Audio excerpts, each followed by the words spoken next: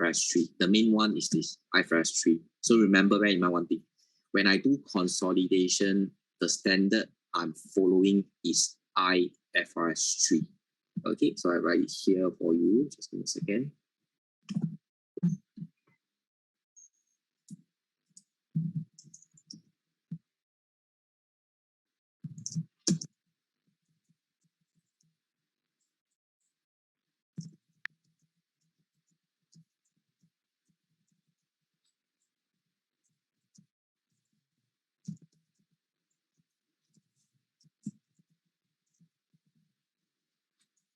So bear in mind this thing, get the facts right. So remember, when you do consolidation, the rules I apply is IFRS 3. Okay, remember. Okay, so now back to number 2. So number 2,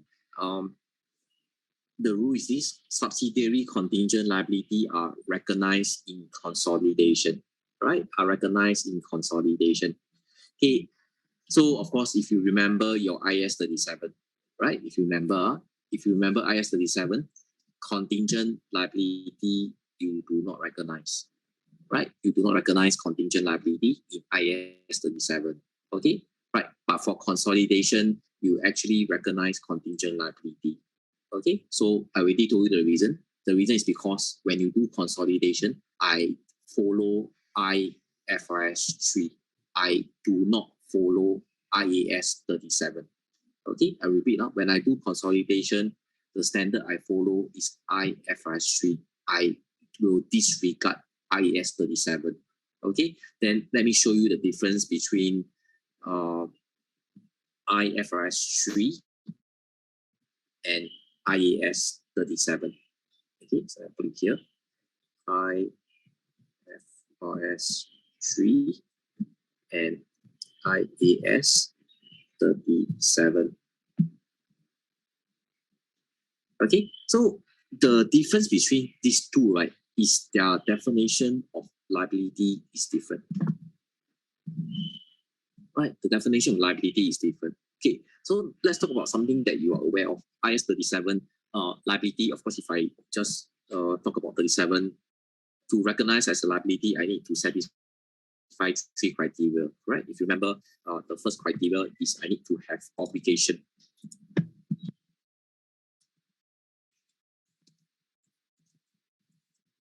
Right, and second criteria is I need to have probable. Right, then the third one is I need to have a reliable estimate. So that's IAS 37. You need to satisfy all 3, remember. Okay, but now when you do consolidation, right, I just told you the definition of liability is different. For IFRS 3, right, the definition of liability, instead of 3, they only have 2. Right, they only have 2. The 2 that they have, right, the first one is obligation. Then the other one that you need to have is reliable estimate. Okay, right. So therefore, when doing consolidation, subsidiary contingent liability are recognized. Okay, are recognized. Okay, so let me just sum it up. So if let's say somebody asks you, hey, how come you should recognize contingent liability when doing consolidation? How will you reply this question? Right, okay. Somebody asks you, how come you should recognize contingent liability in consolidation? Firstly, you have to tell them, when doing consolidation, the standard I'm applying is IFRS 3 and not IAS 37. That's the first thing. Then second point you should tell them is under IFRS 3, the definition of liability is different, right? Then IFRS 3, to satisfy as a liability, I only have 2 points: obligation and reliable estimate. Okay, so if you notice, reliable, if you only have 2 points, right, this one fall under contingent liability, right? Okay, so that's the reason why contingent liability you should recognize when you do consolidation. Okay, bear in mind, so remember, because the definition of liability is different. Okay, now the next part is internally generated IA and research expenditure. So the keywords we are talking about here is internally generated and research. Right? Okay, and of course here we are talking about subsidiary, right? We are interested in the subsidiary. We are talking about the subsidiary internally generated and research. Right, okay, so of course, I hope it will bring you back some memory if we talk about internally generated IA and research. So of course, I think most of you will be able to tell me this one is IAS 38. Right, okay, so if you remember under IAS 38, internally generated IA is not allowed. Right, okay, then research expenditure, what happened is they will expense off. They will not capitalize. If you remember the rule, correct? Internally generated IA not allowed. Okay. Now, so same thing, same reason. When doing consolidation, you can recognize it, right? Subsidiary internally generated IA and research are recognized in consolidation, right? So same old reason. Right, first reason, of course, when doing consolidation, I'm following IFRS 3. I'm not following IAS 38. Okay, right. So here they have given one very good explanation of why they allow you to recognize these two items during consolidation. Right, so let me write them for you here. Here. So I've done some research, then that's what they say. Why we should recognize internally generated IA during consolidation. Right. So remember, accounting standard is all about debate. I can tell you, when you go to your next paper, SBR, right, it's all about debate. There's always a opposition party. Right, there's always an opposition party and also the main government. So you just think of it as a debate, just like our day-to-day life political situation. We have an opposition party and we have the main government. It's always like that. What they will do is they will oppose. Then after that, end of the day, come to a conclusion. So remember, they will not be able to make everybody happy. It's the same logic, right? So everything, they have both sides of the coin. You can't make everybody happy. So the only thing they can do is they try to balance it, right? So remember. Okay, so the reason why the opposition party so-called proposed that internally generated IA should be recognized is this, right? Which I think quite, if you ask me, I think it's quite justifiable, right? So the reason they say is the main reason for acquiring the subsidiary may be because of this internally generated IA. For example,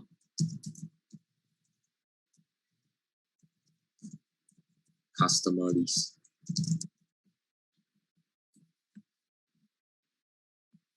Okay, so if you understand what the opposition is thinking, right, then I think you will be able to understand why they allow internally generated IA to be recognized. You think about it. So maybe, for example, why a parent want to buy a subsidiary.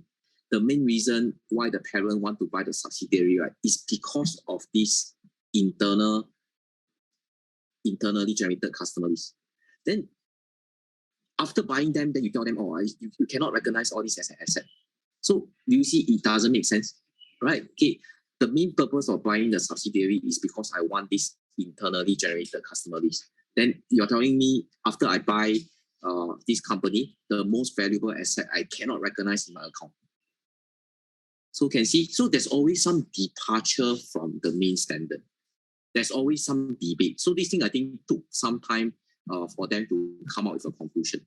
right? So remember I told you there's always the opposition party, there's always the main government. Then they will quarrel, then after that, in the end, come out with a conclusion. So that is what is happening in financial reporting. Okay, so do bear in mind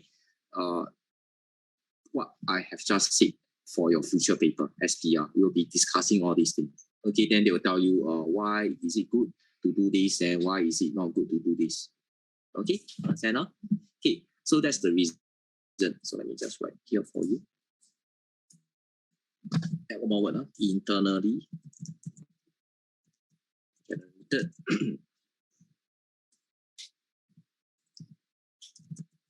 customer list. Okay, so it's because of this reason, as I said, the reason why I want to buy this subsidiary is because of all this internally generated list, right? So therefore, in the end, the main party give way lah. They say, okay, now I will let you recognize all these internally generated IA and research.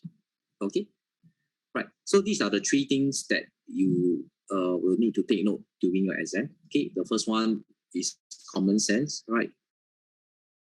Fair value adjustment at date of acquisition. Second one, remember, recognize contingent liability when you do consolidation because the definition is different. And lastly, subsidiary internally generated IA and research you should recognize as an asset, right? Okay, reason being if this may be the main intention why the parent would want to buy the subsidiary. Right, okay, next. Right, so now we have some consolidation subsequent to date of acquisition. Right, okay, so I have two here. So if you look at the narration of the journal entry, right, then you will be able to guess what is happening. So the first one is record NCI share of post-acquisition, right? Okay, so give you one example here. So parent own 80%, right? So post-acquisition profit after tax is 1,000. So of course we are sharing our subsidiary profit, right? So some common sense question: does the parent own the full 1,000? Of course, answer is no. Parent only own 80%.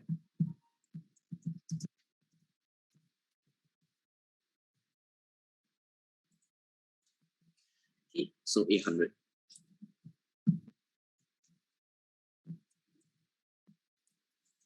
Okay, then the remaining 20% belongs to NCI.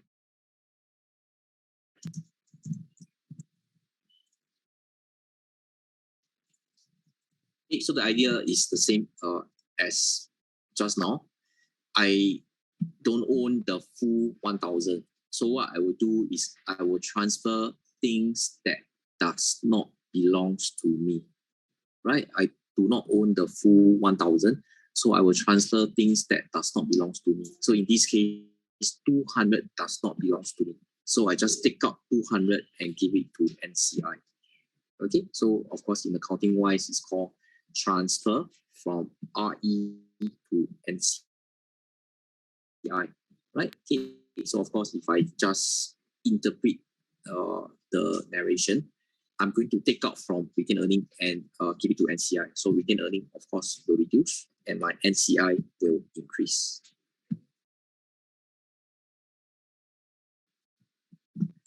Okay, so therefore my double entry recording NCI share of post-acquisition retained earning. What I would do is I would debit retained earning 200 and credit the NCI 200.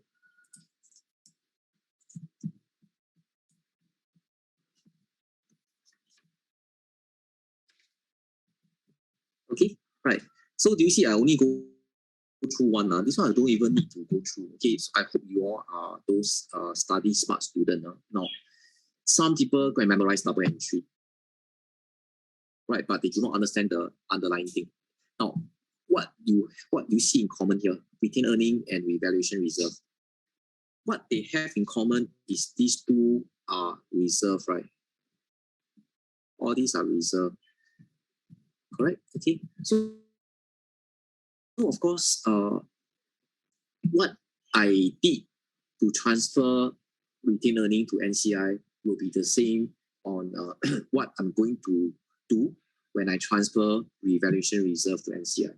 It's the same thing, right? It's the same thing. Then, of course, the double entry, the logic is the same. So it means to say my reserve will drop, then my NCI will increase. So therefore, if I transfer revaluation reserve to NCI, I will debit my revaluation reserve and credit my NCI. Okay, right. Okay, so that's the first part. Now, I think we will now take maybe we take a 10 minutes break to make up for the lost time. Okay, I see what I can do. 10 minutes break. Now, so apology, my friends. Now, if you have not downloaded from the email, right, I will need you to look at your email and get this consolidation example, right? So if you need to, you may need to print out, right? I'm not very sure how you, what is your preference? Some people, they like to look at soft copy. Some people, they look at hard copy, right? So if you need to print out, please print out. Then if not, then try to get another mobile device so that you can refer to the question, right? You can refer to the question. Okay, so apology, I sent this very late to you today because I just found I did not attach in the main notes, right? So many apology for the inconvenience caused. Okay, so make use of the break time to get yourself ready for this set of notes. Okay, right, so if not, I see you in 10 minutes time.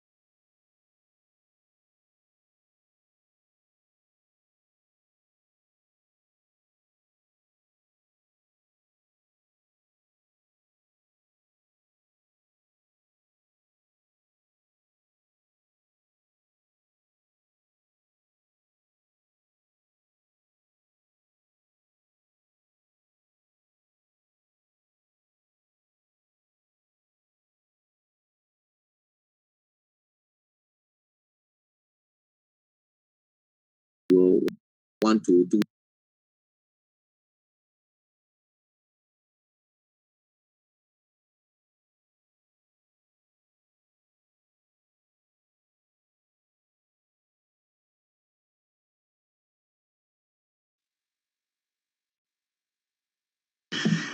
okay, hello class, welcome back. Okay, I hope you have already accessed your email on this consolidation example. So what we are going to do, of course, we are going to look at some of the example to apply the concept we have discussed earlier. Okay, right. Okay, so this is the first question that we are going to do. Okay, so just bear in mind, maybe this is your first time doing consolidation. So quite common for first timer to see some stars, right? So if you are new to consolidation, if you are new to double entry consolidation, it's very high chance that you will see some stars. Okay, so just be aware of the stars that you will see, and I'm pretty sure that your stars will disappear when we do 3 or 4 examples. Okay, so just be mindful that you might see some stars. Okay, right. So on this question here, I will want to show you the basic consolidation technique. Right. So what we have is we have the investment in subsidiary, then other net asset, then we also have P&L here. Okay, so some information is the parent acquire 80% of the shares, paying 285 in cash, right? So 285 is what they call the cost of investment, right? 285 actually is here. Okay, so here what we need to do is to prepare the consolidated SYP and consolidated SOCI, right? Based on the situation, assuming your acquisition date is 1st of January 2020. Okay, right. So let's elaborate more on the SOCI. So do you see your SOCI is divided into two parts for your subsidiary? This is the parent. Subsidiary, they are divided into two parts. One is 3 months and one is 9 months. So of course, in total, 9 plus 3, you will have 1 full year, right? So 1 full year, the amount here is 142. Okay, right. Okay, then now of course we will want to do the questions, right? So the answers, right, is in your notes here. You can write your answers here at the back. Okay, so remember, just I show you the workbook. So the workbook is where you should write all your answers. Right, so let me just you is here. It's on your page 165. Okay, okay. So all the answers I will actually write it here. Okay, so now, so let me show you the workings, how to do this. Okay, you will need to do for consolidation. Okay, but as I say, the workings are so-called invented by human. So if it's invented by human, I will say there will be some kind of logic. Okay, now, so firstly, you have to know who is the one preparing the consolidation. Okay, you got two choices. Who is the one preparing the consolidation? Is it the parent or the subsidiary?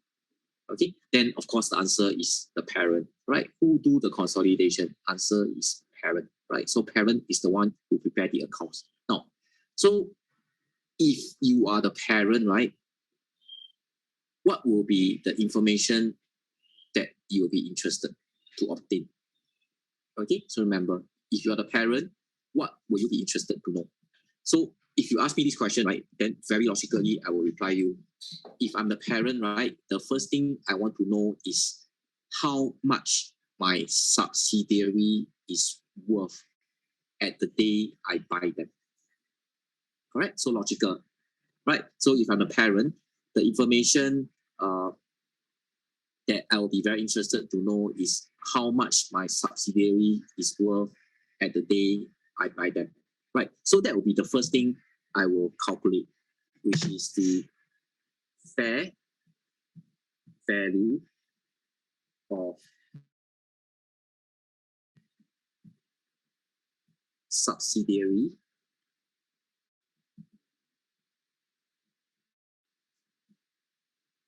right. Fair value of subsidiary net asset.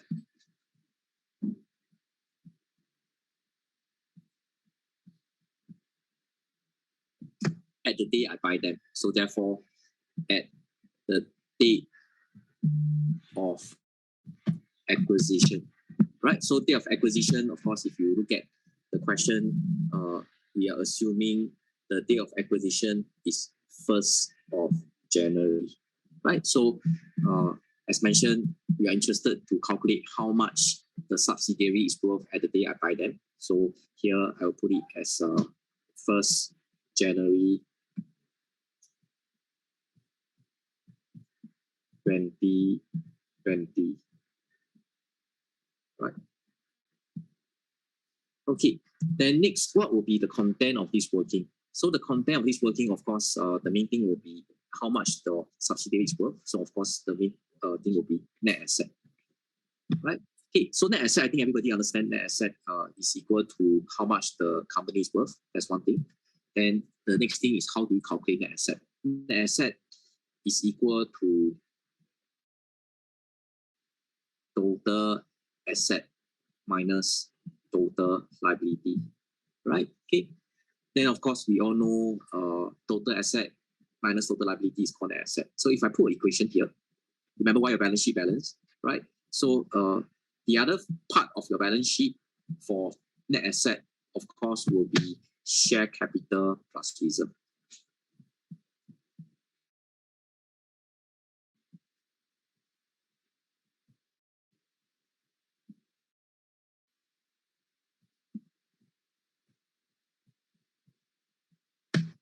Okay, right. So in other words, what I'm trying to say, net asset is also equal to share capital plus reserve. And see, all right. So I hope now you understand why the workings they always ask you to include share capital and reserve, because share capital and reserve is actually net asset, and net asset is actually how much your subsidiary is worth. Okay. Right. So therefore, in the working, right, you will have something like this: share capital and reserve. So here, I will have OSC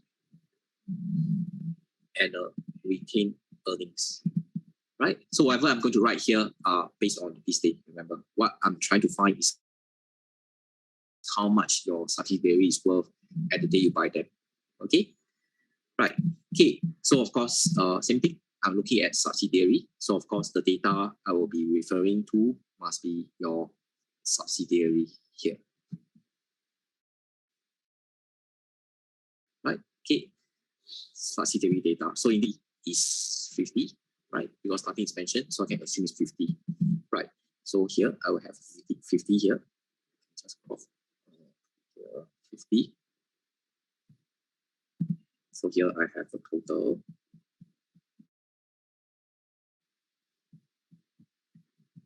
100%. Okay. So my subsidiary is 50. Right. Now, for retained earning, I have a little problem. Right. Retained earning, I have a little problem because in my question, my retained earning is 300. Okay. But I can't use this 300 because this 300 is as at 31st December 2020. Right. I can't use this 300 because the 300 is as at 31st December 2020. What I need is 1st January 2020. Understand? Right? So I can't just copy the $300. So I need to do a little working to get 1st January 2020. So I think it's a very easy working. I just need to minus off my current year profit. 142. Right? 142. So therefore, here, the working is 300 minus 142. So 300 minus 142, I think I'll wait.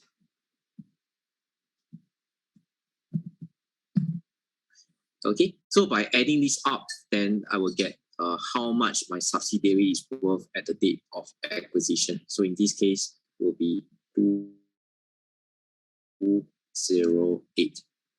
So my subsidiary is worth 208. Okay, then of course, I was told by the question that I only own 80%, right? So therefore, parent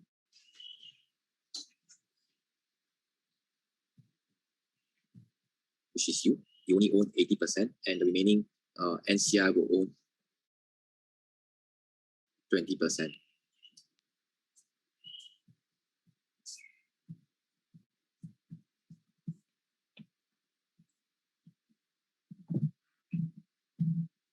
Okay, so I just do a splitting, right? 50 is my total, so 80% times 50, I will get 40, and remaining NCI, of course, will be 10. Then retained earnings, 158 times 80%. 158 times 80%, I will get 126. The remaining 32 will belongs to NCI. Right? So what I've done is I've done the splitting. Right? So parent of the 208, parent own 166, and NCI own 42.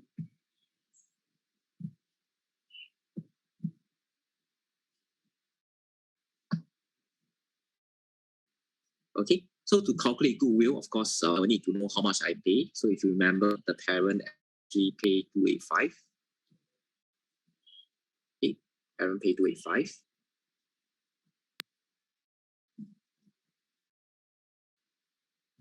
Then compare with the subsidiary net asset of 166. Then I will get the difference of 285 minus 166 is 119.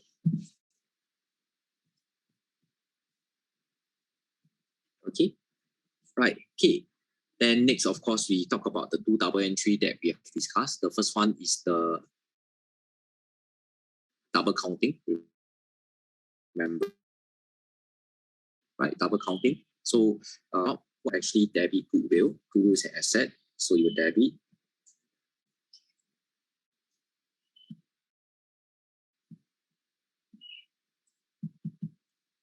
119. Okay, so remember this double entry is talking about the double counting example we have discussed before the break, right? Okay, so asset being double counted. So what I will do is I will reduce asset, and the accounts I will choose is the investment in B, right? Okay, so here I will credit the investment in SSL, right? Okay, so the investment, if you remember, we say is 285, correct? That's the investment. Then the other two is your equity and reserve, right? So actually, the reason why you done this working is to facilitate all your double entry. So you do not need to look at your question paper anymore, right? So these two workings are to facilitate, right? Okay. So first one,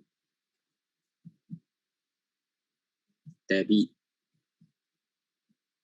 the OSC and debit the retained earnings, right? So the numbers are here, 40 and 126.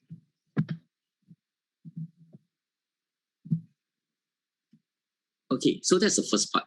Then second part is accounting for NCI at date of acquisition, right? So if you remember, the entry is I don't own the entire amount, so I need to transfer things that does not belongs to me to NCI, which is all here, right?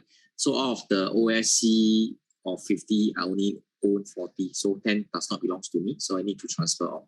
So I debit OSC, I will debit retained earning, and then I'll credit my NCI 42.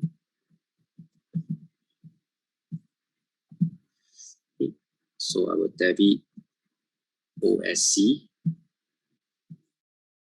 I will debit and will credit NCI. Okay, so the amount is your 10, 32, and 42.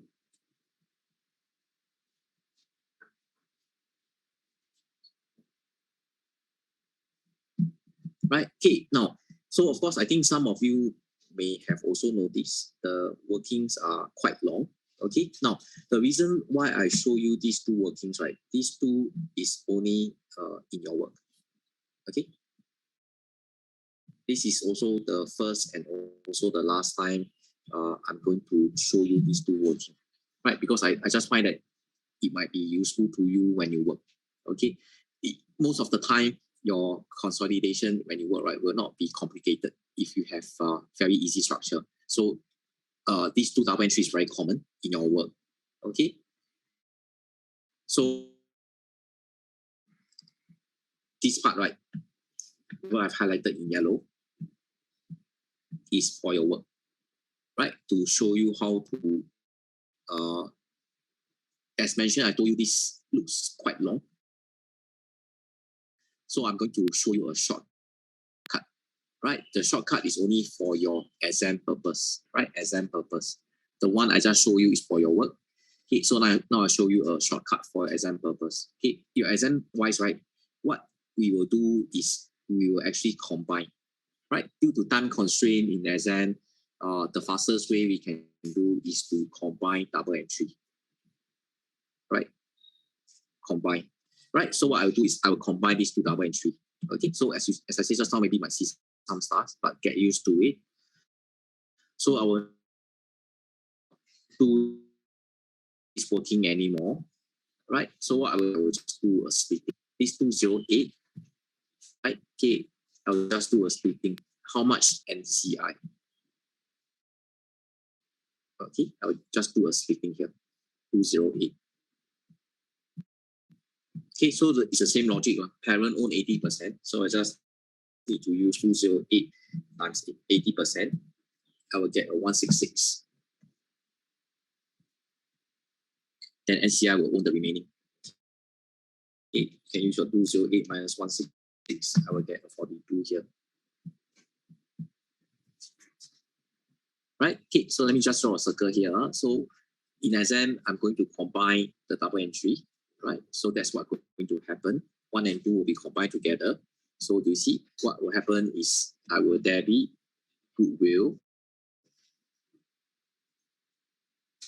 Goodwill, you still need to do the calculation, right? Okay, of 119. Then now I can straight away debit my OSC.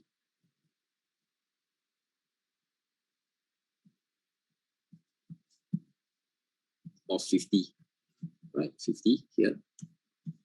And debit my RE 158.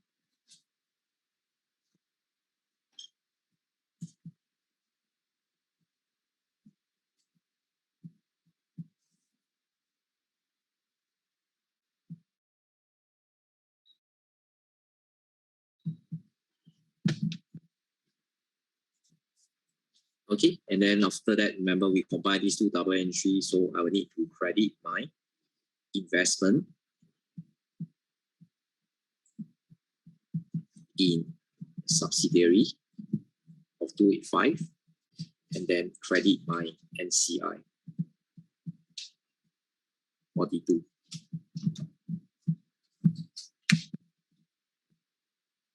Okay, so actually what we have done is we have actually combined number 1 and number 2. Right? This is actually a combination of number 1 and number 2. For exam purpose, we just want to save some time. So no choice. To save time, you only can combine. Okay, so you might see some stars, but your stars will disappear after we do 3 or more questions. Okay, right. Okay, then the next one, the next CI share of post-acquisition reserve, right? So the keyword is post-acquisition, right? So we spoke about this double entry. So if you remember the double entry, what you're doing is you will actually debit your retained earnings, right? Then you will credit your NCI. Okay, but remember what we are interested in is the post-acquisition. Okay, so if you remember just now I mentioned to you a formula to calculate post-acquisition profit, okay, which is equal to SRE as per question, then minus pre-acquisition, you'll get post-acquisition, then you multiply by 20%, right? So SRE as per question, if you look at here, subsidiary RE as per question is 300, right? 300, I'll put it here.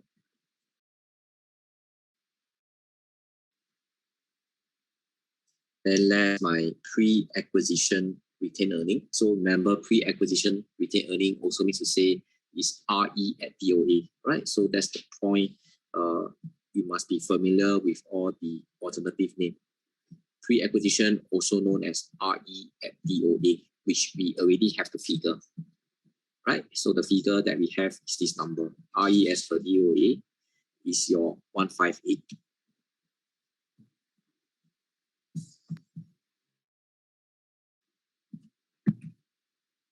Then here we'll be able to calculate our post-acquisition, 300 minus 158.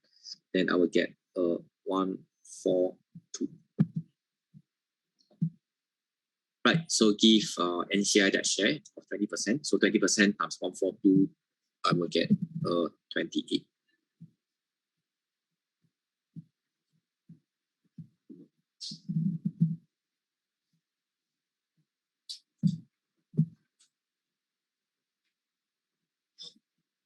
Okay, right. Okay, then of course now remember, now we can update the balance sheet.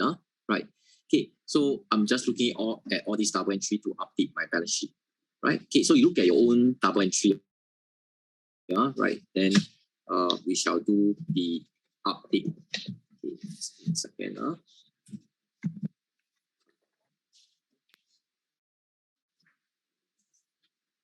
Okay, now, so the first double entry, if you see, is debit goodwill, right? So debit goodwill, of course, asset.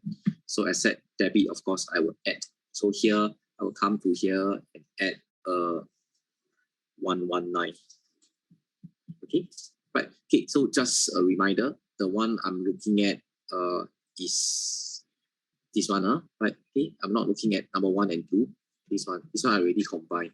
I'm looking at this part. Okay, this one, this chunk here. Right. Okay, then next I need to debit my OSC, right? So OSC, if you debit, remember, if you debit OSC, it means you will minus. Right, so here, I will minus 50.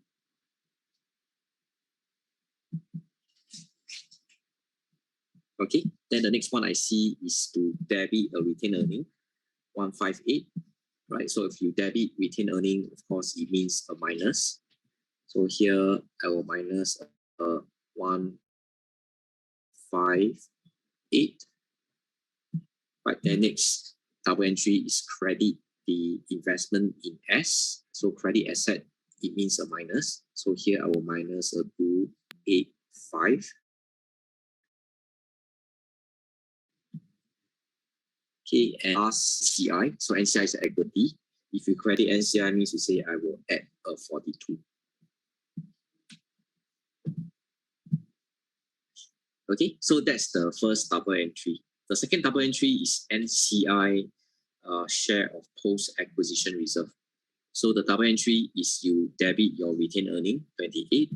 So here, I will minus 28. And the next one is you will credit your NCI 42. No, wrong. You credit your NCI 28. So therefore here, I will credit 28.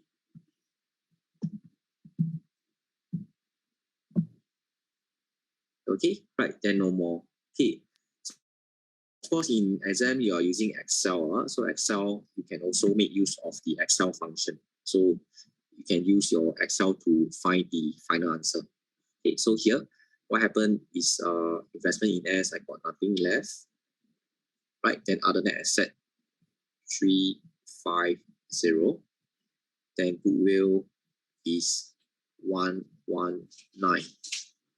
Right, okay, then total, I will get 469. Okay, share capital remaining is 100. Right, then retained earning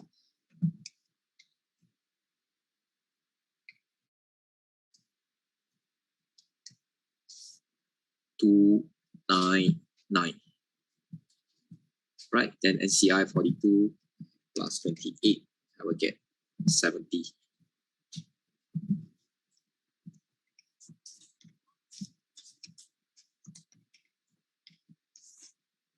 So I will get a 469 here. You can see, right? Okay. Now, so this hopefully I hope you really understand now. How come when you do consolidation, right, the investment in S will become 0, right? Okay, so I think if you use the formula, you will never know how come investment in S ultimately will become 0, and how come the share capital, right, will only share capital remaining is only the parent share. So now I hope you understand, okay? Because you have passed one double entry. The reason how come investment in S becomes 0 is because of the double counting, right? Remember, if I simply add across, if I follow the general rule of consolidation, which is to add across, the problem is my net asset of my subsidiary will be double counted. So that's a problem. So of course I need to solve the problem, right? So the problem is to reduce the asset, right? Then the asset account that they have chosen to reduce will be this investment in S. So ultimately, after applying the double entry, the investment in S will become 0. All right, so understand that. So hopefully you understand that, right? Okay. Then remember the things I told you, right? Remember the things I told you just now, which is in your work, please use your double entry. Okay. Then next, in your statement of profit and loss, if you look at all your double entry here, if you look at all your double entry, right? All your double entry are all balance sheet, right? So there's no P&L items here. There's no P&L items here. So therefore, my P&L part, right, I have nothing, right? I have nothing here. So these are all from, I will just need to add them back, right? So 900 plus 500, I will get 1,004, right? Get 1,004. Just give me a second, 1,004. Then the other one, 400 plus 160, I will get 560. Then gross profit 1,004 minus your 560, I will get my 840.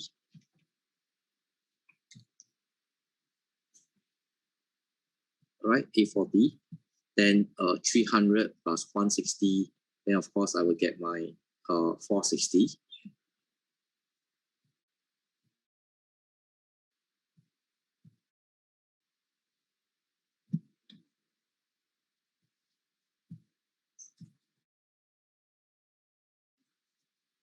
Okay, so my tax 40 plus 38, I will get my 78.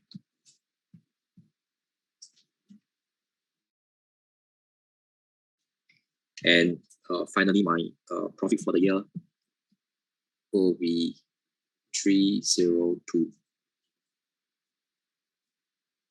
Okay, so next, of course, what will happen? This 302, you do not own the entire 302, so you need to share this 302 between yourself, parent, and the NCI. Okay, so this 302, you will need to share between your parent and your NCI. So how do you do it now? Give you some choice. So some of you may think, so anyway, I just give you some choice. Number one option. So everybody know NCI portion is 20%. So do I use 20% times 302? Right, then second option, number two, do I use 20% times here, 142, right? 142 is my subsidiary profit and loss, right? Okay. And of course, the third option is I use 20% times, yeah, look at my illustration. I use 20% times 160. Okay, so I got three options here. So think about it, which one I should use. Okay, so before you have the final conclusion, so let me just share with you what's the meaning of NCI, right? Okay, so remember when you do consolidation,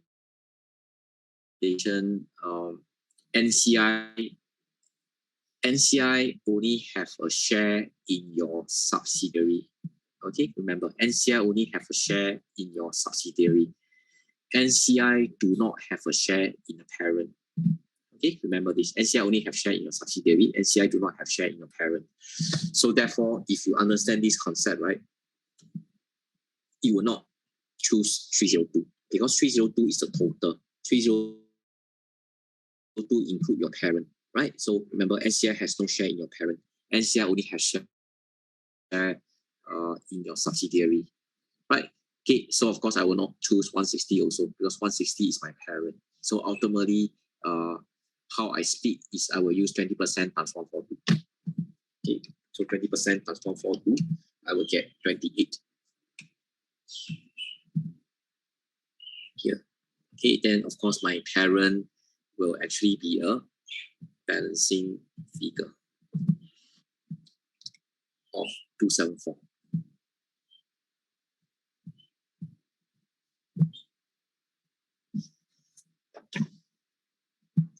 Okay, right.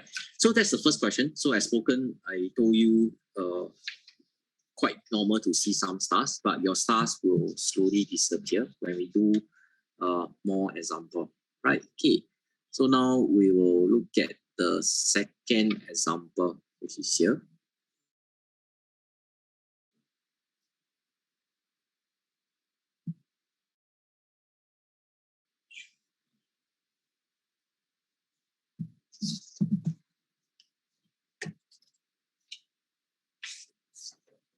Okay, so my friend, if you have not print out the notes, whatever reason, and you find it troublesome, I give you a suggestion. So you can take a screenshot, right? Using your mobile phone, you take a screenshot, then you can refer to your mobile phone on this, right? Okay.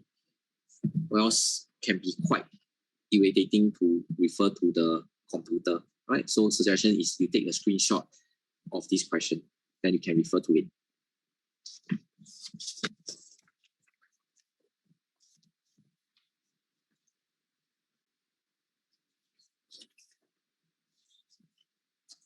Okay. Right. So for this question, we included some new stuff called fair value adjustment to asset and liability. Right. Okay. So here we have balance sheet date is 1st January 2020. So here we have some of the assets and liability. So they say on 1st of January 2020, parent acquire 80% of the equity share, right? Okay. So of course, this will be the date of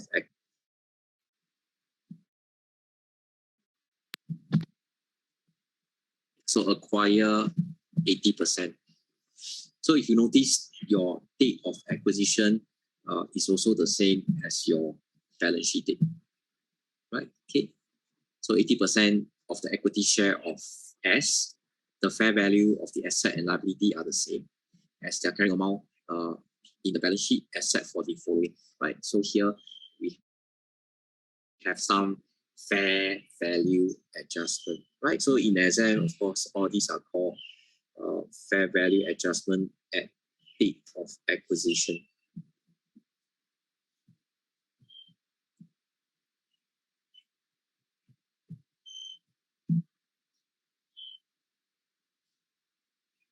Okay, right. So we can take a look.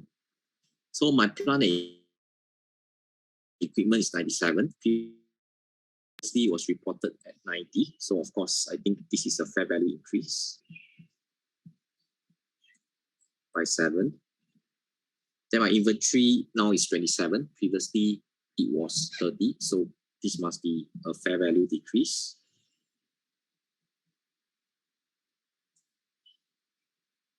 My brand name 60. Previously there was nothing, right? So remember now under the IFS rule, brand name means internally generated IA. So internally generated IA of the subsidiary, you can actually recognize in consolidation, right? Okay. So previously you have nothing here because the company, the subsidiary will not have recorded because it's internally generated.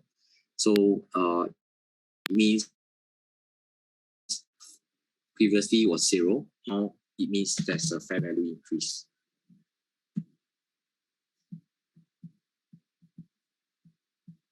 Okay, then of course, contingent legal claim. So contingent liability, hopefully you remember, under consolidation, you will need to recognize because the definition of liability is different. So therefore, we have this. Okay, just be mindful of this is a liability. So liability increase means to say your net asset will drop. Okay, then they say P has a policy of accounting for NCI at proportionate share. Right. So later part I will show you what's the meaning of proportionate share. There are two methods: fair value method, and the other method is proportionate share. Right. Okay. So with that, then we look at the solution. Okay. Right. Okay. So of course, when we do a new example, I will try to cut it short, right? Cut it short and amend a little workings. Okay. So here you see, I have included a working for retained earning. Retained earning will be one of the longest working you will have in consolidation question. Okay. So I have so-called created a working specifically for retained earning. So it looks like this. So I have two parties, one is parent and one is subsidiary. So nothing special, you just need to look at your question. So parent, if I look at my parent retained earning is 45 and my subsidiary is 69, right? Okay. So I just put it here.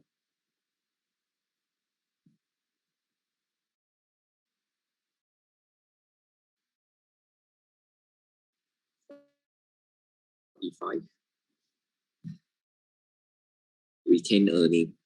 Okay, then next, of course, is the usual stuff. Find out how much your subsidiary is worth at the date of acquisition, right? Okay, so I will put my date of acquisition first, which is 1st January. If you look at your question paper, is 1st January 2020.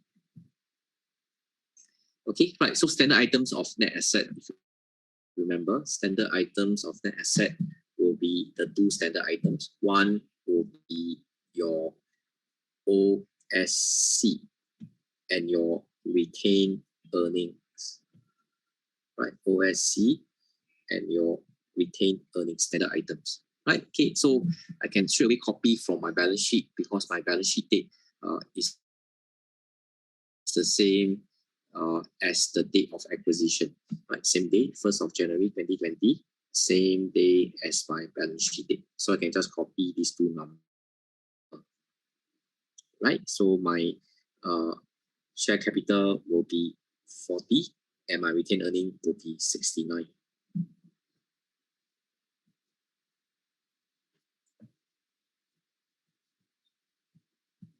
Okay, then how comes you got other spaces? It's because of the fair value adjustment, right? Or the fair value adjustment. So if you refer to this part here, you already have all the adjustment here, right?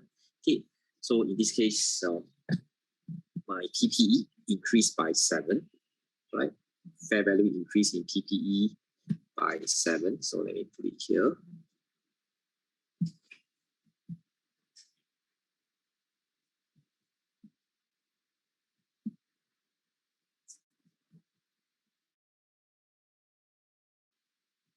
Okay, then my inventory is, there's a reduction of 3.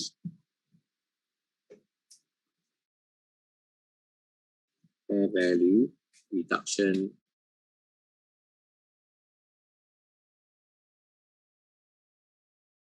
in inventory.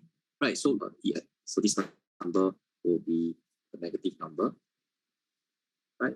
Okay, then we have fair value increase in your brand name.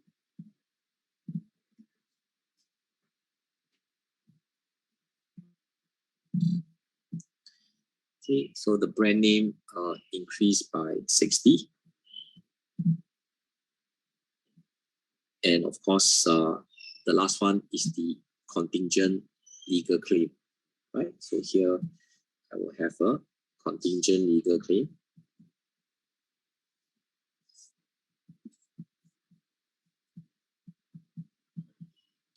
Right, so of course, that's a liability. Liability will reduce the net asset. So that will be a negative 8.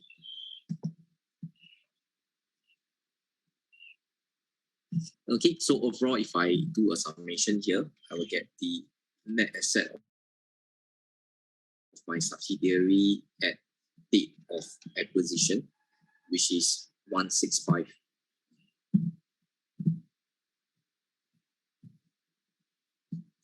Right, then my parent is 80%. NCI, so I just do an allocation.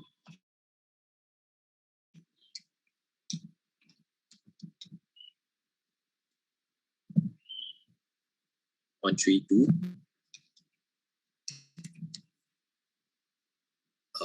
33.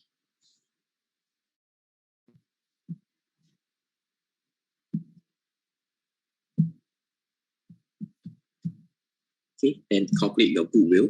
So my cost of investment given by the question is 144. This in S is your 145.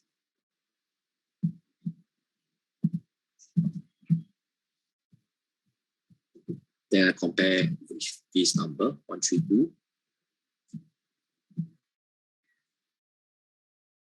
Then I will be able to combine.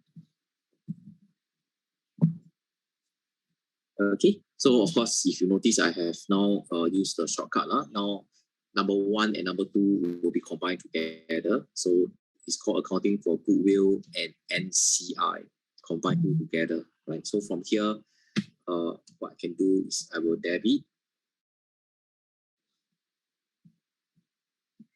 goodwill 13.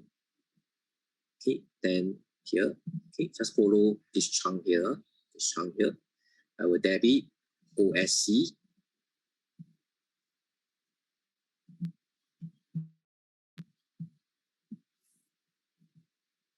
40. I will debit retained earnings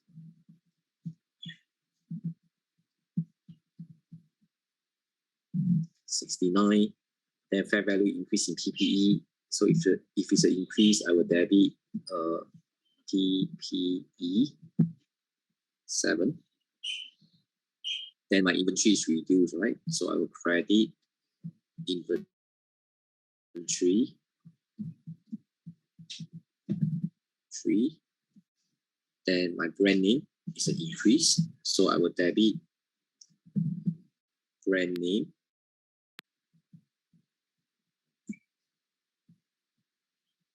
60, right? Then of course, contingent legal claim, liability increase, I will credit.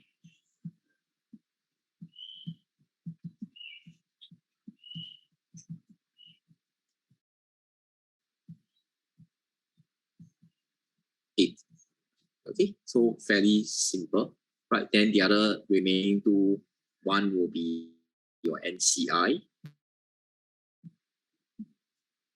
NCI, which is this 33.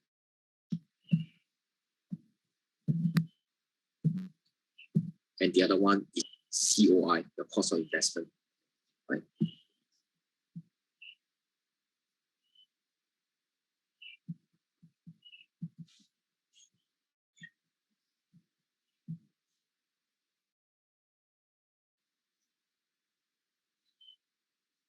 On 4, 5. Okay, right. So if you have noticed, right, we have created a working for retained earning. So what is it for? This retained earning. So this working, right, if you look at your double entry and if your double entry involve retained earning, we're supposed to update the table here, right? So you see there's a 69 here. So what happened is debit. So I will need to update my retained earning here, 69. This 69 is actually the pre-acquisition.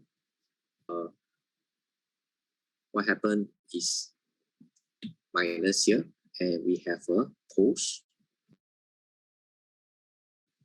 acquisition RE. Okay, so remember but if you look at your double entry, if your double entry contain a retained earning, then you just need to update your retained earning workings. Right? Okay. Then of course, you see I have no post-acquisition retained earning. So if I do not have any post-acquisition retained earning, then obviously this double entry will be redundant. Okay, NCI share of post-acquisition reserve. In this case, we do not have it because the date of acquisition is the same as your balance sheet date. So there's no post-acquisition. Right? Okay. Now, then of course, with that, then you can update your accounts with this. Right? So I'm looking at this double entry and updating my accounts. Right? So I will debit goodwill 13. Here I will have a 13, debit goodwill. Then next is I will debit my OSC 40. So OSC here I will minus 40. Then I will not care because I have retained earning. Actually, if you want, you can straight away fill in the figure. So if you look at retained earning, it's 0 plus 45. So actually I can put it here. My final answer for my retained earning will be 45.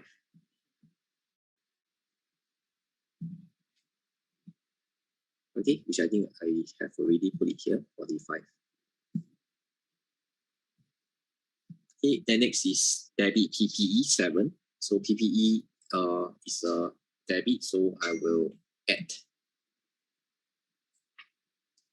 Okay, right, then next credit inventory 3. So credit means to say you will minus 3. Then brand name is a debit, so brand name you will add a 60. Okay, then contingent legal claim is a liability. Liability credit, you will add a 8 here. Okay, then next, your cost of investment. Cost of investment is an asset you credit, so you will minus here.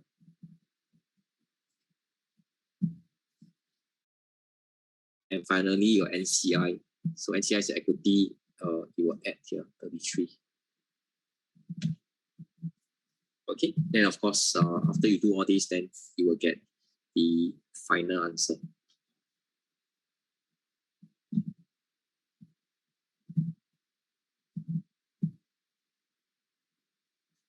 Okay, now, so of course, some of you may have noticed, okay, I'm not very sure you have noticed. This, do you see actually you're writing 2 times here? Can you see?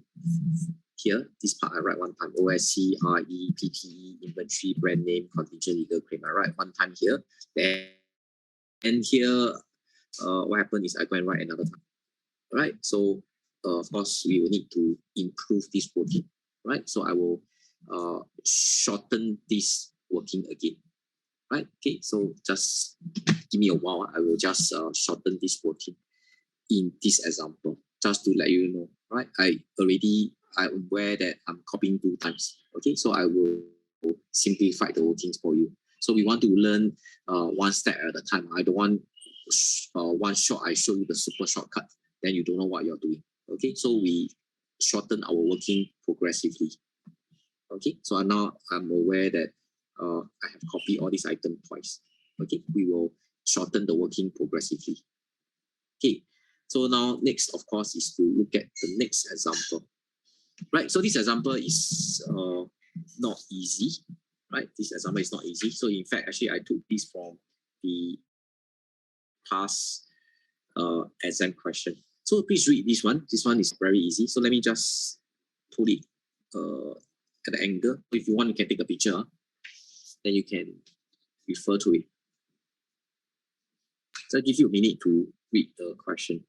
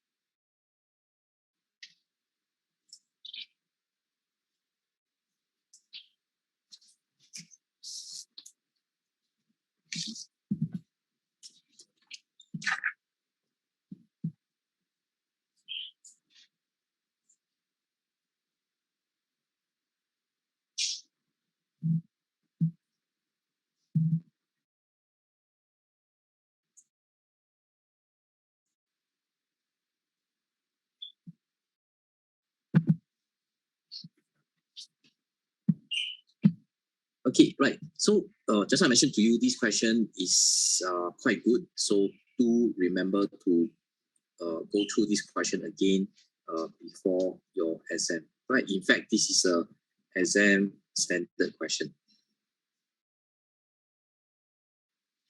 Okay, right. So we have a balance sheet, investment in S, etc. So the following information is relevant to the preparation of consolidated financial statement. Okay, so P acquire 80% on 1st of January. Right, so 1st of January, of course, will be the date of acquisition.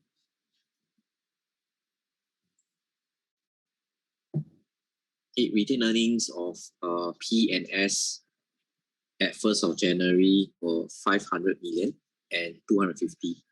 Okay, so this 250 is subsidiary RE at DOA. So I can put it here. This is SRE at DOA. Right, okay, at the date when S was acquired, right? So of course, if I want to simplify this, at the date when S was acquired, it means your DOA. S asset included the following item: a non-depreciable land at its cost of 100 million, right? Its fair value at the day of acquisition was 140, right? So, Smee, this whole chunk here is all your fair value adjustment at DOA.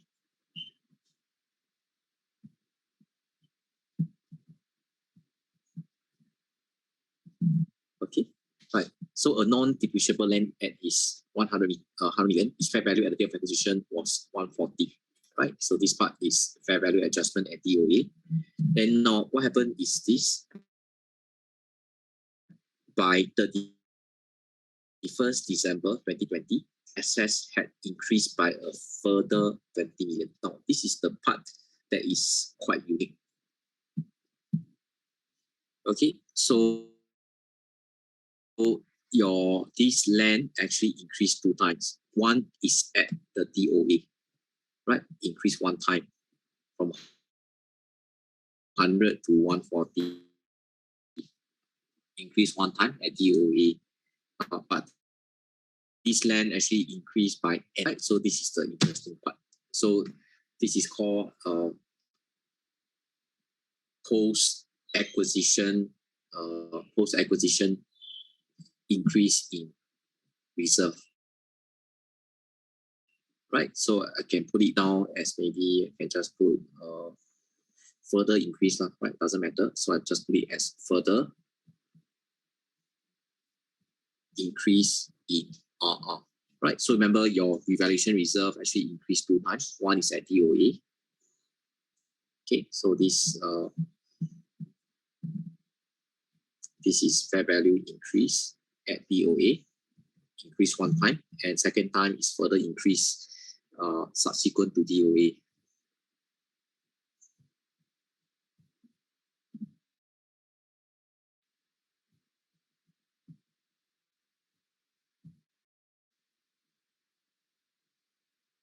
Okay, so one thing, then of course you need to account. So if there's a further increase in your RR, you also need to give NCI their share, right? So what most people they will forget to do is they will forget to give NCI their share of post-acquisition RR, right? Okay, you need to allocate post-acquisition RR to NCI.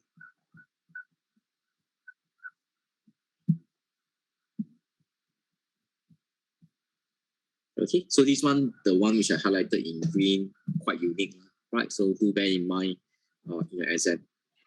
Okay, right. Then next, the plant had a fair value of 32 million in excess of its carrying value. So of course, this is a fair value increase at DOA.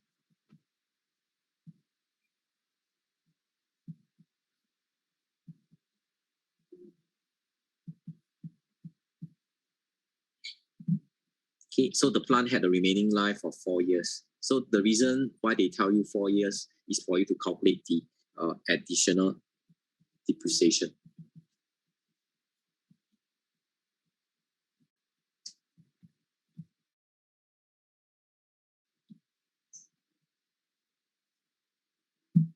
Okay, right. So the fair value have not been reflected.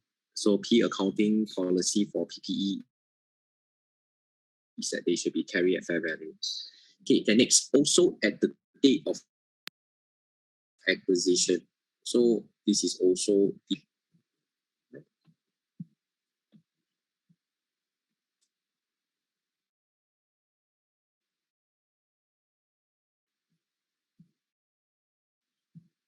the statement contain legal claim, right? So contingent legal claim.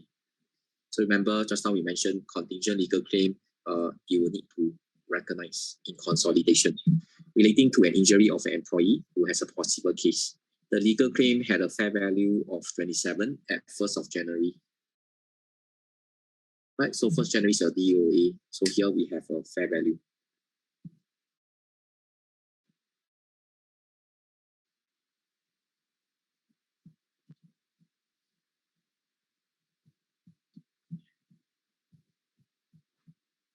The case was settled in December for 35. Right, okay, case was settled, means paid lah. Okay, so 31st in the December 2020, it also means to say this is subsequent to DOA.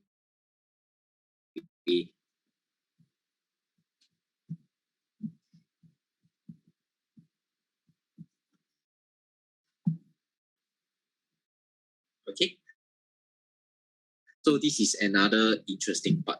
I say this question is very good. So maybe I highlight this in green. The green one means to say is the special things that you might see in your exam. All right. Okay.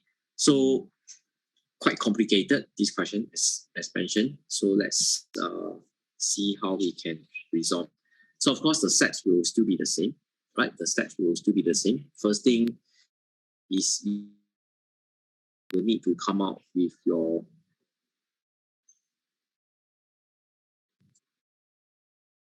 gains, right? So are you working? Okay. And then subsidiary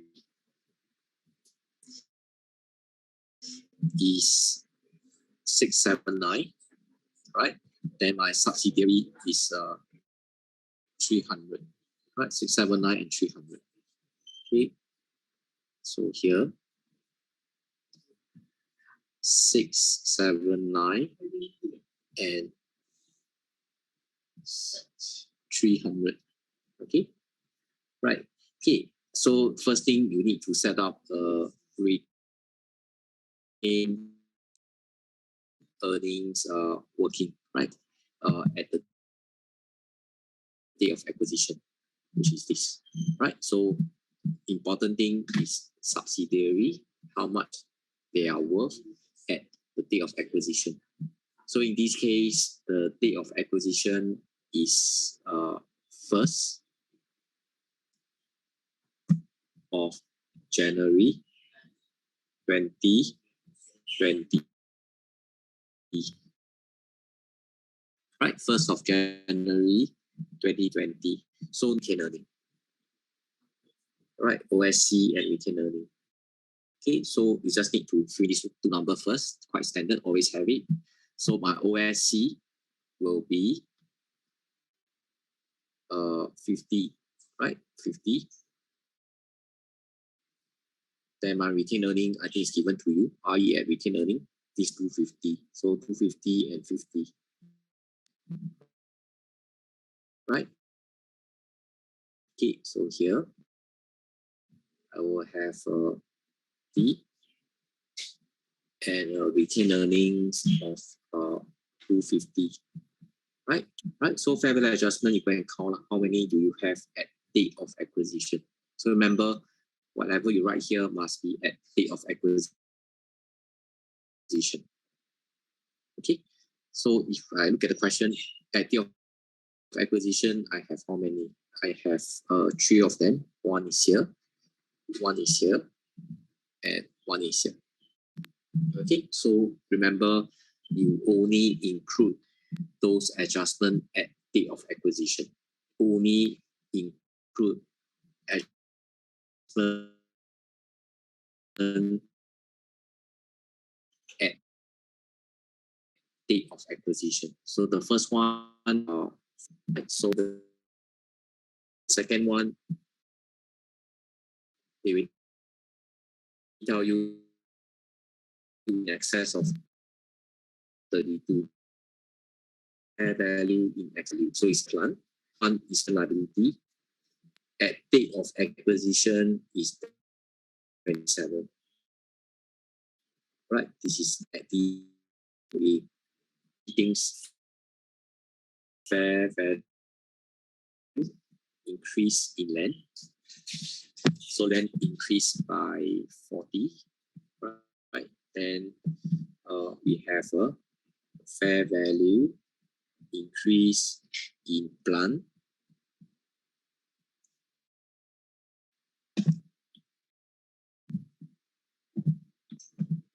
My fair value increase in plant by 32. Okay, and the last one is the contingent legal claim, right? Okay, so we have a fair value increase, contingent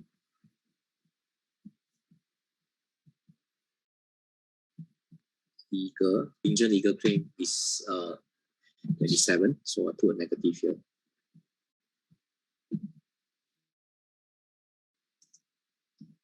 Okay, so 50 plus 250 plus 40 plus 32 minus 27. So my value of my subsidiary at date of acquisition is worth 345. Okay, then parent own 80%.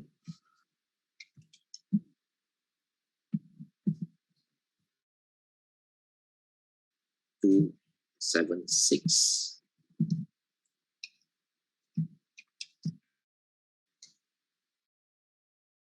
$69.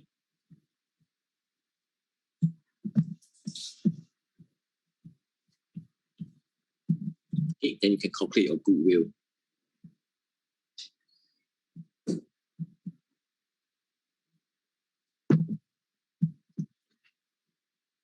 Okay, so cost of investment is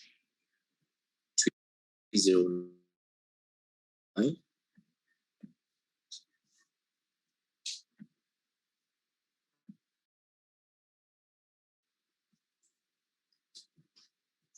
Then of course your parent share of net asset is 276.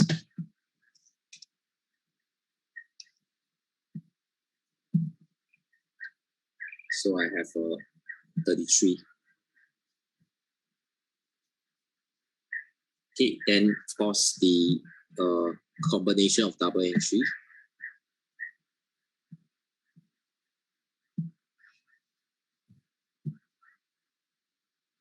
You will debit goodwill 33, right? Then the rest, remember, put from here. Okay, then here I will debit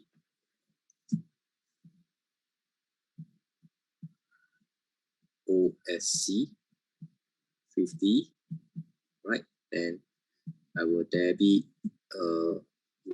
retained earnings 250, right? Then of course I will debit fair value increase in land. So then in this question they have put it, there's no land in this question, so the account is other than asset. Right? Okay. So maybe now maybe what I can do is this. I just put as land first, then later I will show you. I just put as land first in case it get messy. Right? Okay, land 40. Then debit a plant 32, right? Then credit, contingent, legal, claim, 27, right? So once you have cleared all the items in the working, then the last two is always your NCI, and the other one is always your investment in S, right? The last two items is always your NCI and your investment in S, right? So NCI figure you have already calculated is 69. Right? So 69 here, and my investment in S must be the 309. Okay, right. Okay, so that's the first part. So of course, as just now, if your double entry retain your retained earning, right? Okay, so here I have a retained earning of 250. So I will update my retained earnings here. 250 is actually the pre-acquisition retained earnings. So 250 pre-acquisition, right? So after pre-acquisition, of course, I will get something called a post-acquisition 50. Okay, so now, do you want to write this post-acquisition here? I can just tell you, if you are those candidates who get 60, right? If let's say your marks is 60, it will not become a 61, right? By writing a post-acquisition here, you will not get 61 if your marks is 50. But if your marks is 49, then I think there's a high chance that you'll become a 50 if you write a post-acquisition here. Okay, so that's the marking scheme. Right, okay, so that's the first one. Then next, we talk about the second part. Second part is revaluation gain for land. Okay, so these are consolidation subsequent to date of acquisition. So if you remember, your land actually increased 2 times. One is at the date of acquisition, which we have already taken into consideration here. And time is this part, right? The land further increased by 20, right? So nothing special. This is, of course, you will debit the land and you will credit a revaluation reserve. Okay, you will debit the land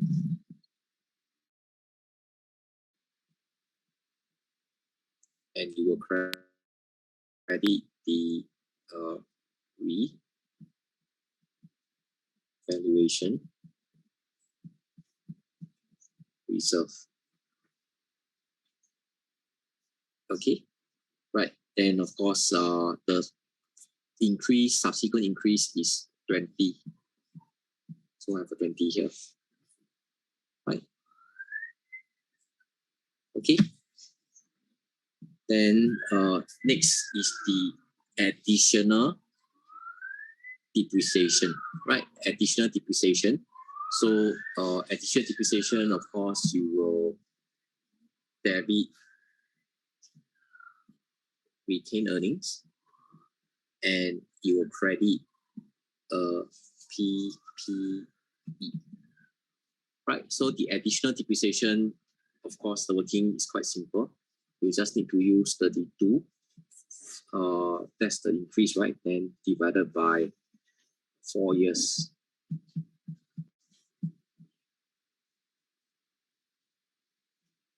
Okay, then that would be 8. Okay, right. So now we have a little problem. Okay, so I told you just now, every time when we have a retained earning, we're supposed to update the workings here, right? Okay, so once if my double entry contain a retained earning, I supposed to update here. Now, the problem is whose retained earning I should update. You see 8. So debit means I must minus 8, right? So should I minus here or should I minus here? Okay, now, so the answer to this is very simple. You just think about a very simple logic. So we are talking about depreciation of a plant. So you have to ask yourself whose plant we are talking about. This plant belongs to who? This plant belongs to the parent or belongs to the subsidiary. Then you will know the answer, right? So in this case, the plant we are referring to belongs to the subsidiary, correct? So this plant belongs to the subsidiary. So obviously the retained earning must also go to the subsidiary. Okay, so understand. Just ask yourself, matter is stopped. I will need to minus here. Okay, right? Okay, then you can call this the additional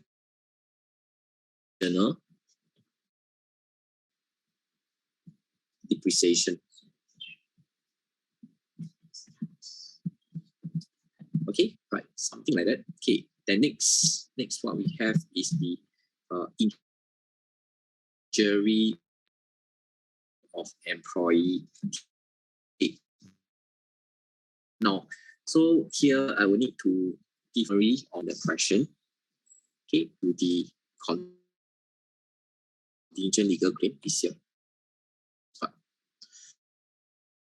So what happened is this: at the date of acquisition, you recognize 27, right? Consolidation, contingent legal claim, you recognize 27. Then the case was settled in December for 35. So the subsidiary went recognized one more time on the 31st December for 35. So total that's being recognized is 2 times. So I show you here, right? Okay, here. Okay. At DOA, right? At DOA, you recognize 27, right? Your SOFP date, right? Okay. Your subsidiary when recognized one more time because they say it's settled. They recognize a 35. So do you see this is the situation? At DOA, you recognize 27. Right? Okay, at DOA, you recognize 27. Then at SOFP date, the subsidiary going to recognize another 35. So the total that is being recognized in your consolidated account is your 35 plus 27. Okay, so I put it here. Total recognized is 37 plus 35. 27 plus 35, 62. So the total that's being recognized in your consolidated account is 62. Right? Okay. Then you just need to ask yourself, I should recognize how much? Okay, should only recognize how much? Right? Okay, so of course the amount that you should only recognize is this 65. Right? The amount that you recognize is only this not 65, apologies, 35. Okay, so this is the actual amount that you should recognize in your account. The case was settled in December. Settled means to say the final amount. So the amount that should appear should be 35, right? So that's the amount that you should recognize in your consolidated account. Here, 35. You see the problem?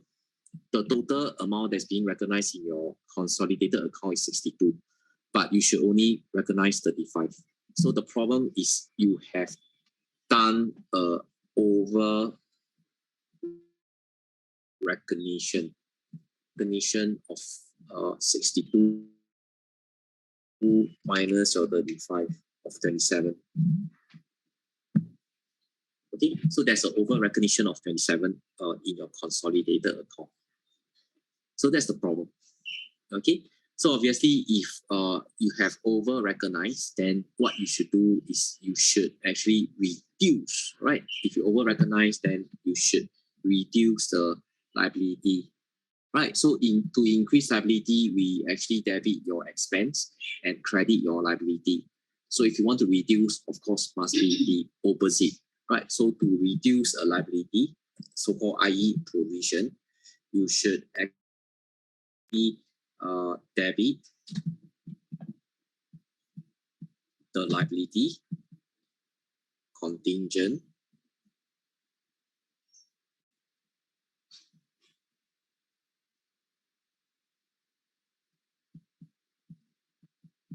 liability and then credit the retained earnings.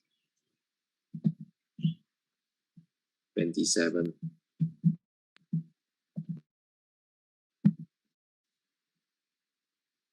Okay, so if I keep recognize how much, then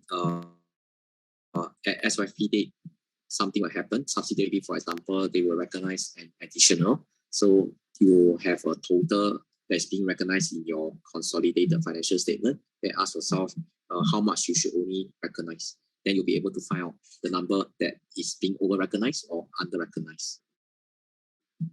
Okay, right. So in this case, same thing, we have the problem, retained earning, where you should put retained earning. Okay, but I'm sure now you know the answer. Contingent liability is the problem of subsidiary, right? This one is subsidiary problem. So of course I will adjust in my subsidiary. So credit a 27. Also needs to say here I will add a 27.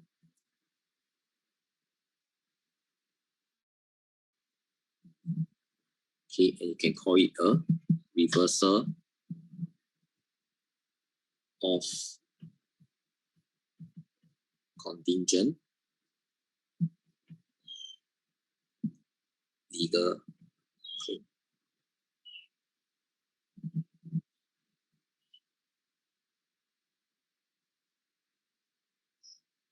Okay, right. Okay, then next is NCI share of post-acquisition, right? Okay, so we spoke roughly about this. So we need to give NCI their share of post-acquisition reserve. In this case, the reserve we are talking about is revaluation reserve. So therefore, the logic is the same. I'm going to reserve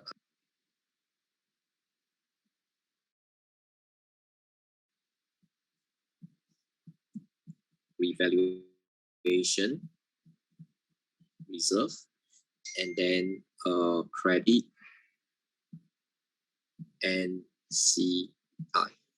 right? Okay, so of course the amount subsequent increase, if you look at the question, if you remember, subsequent increase is by 20, right? So to give NCI their share, 20 times 20%.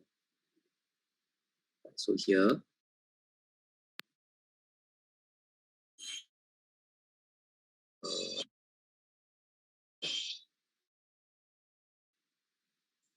the sort of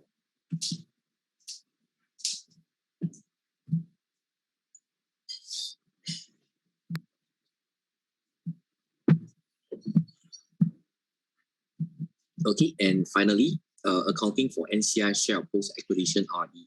Now, so for this, right, you will need to refer to this working. So end of the day, how much is your NCI retained earning? 50 minus 8 plus 27, I will get a 69. So from here, you will allocate to NCI.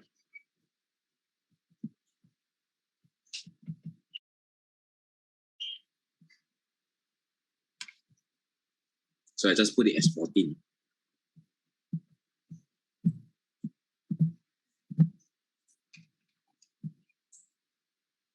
$55.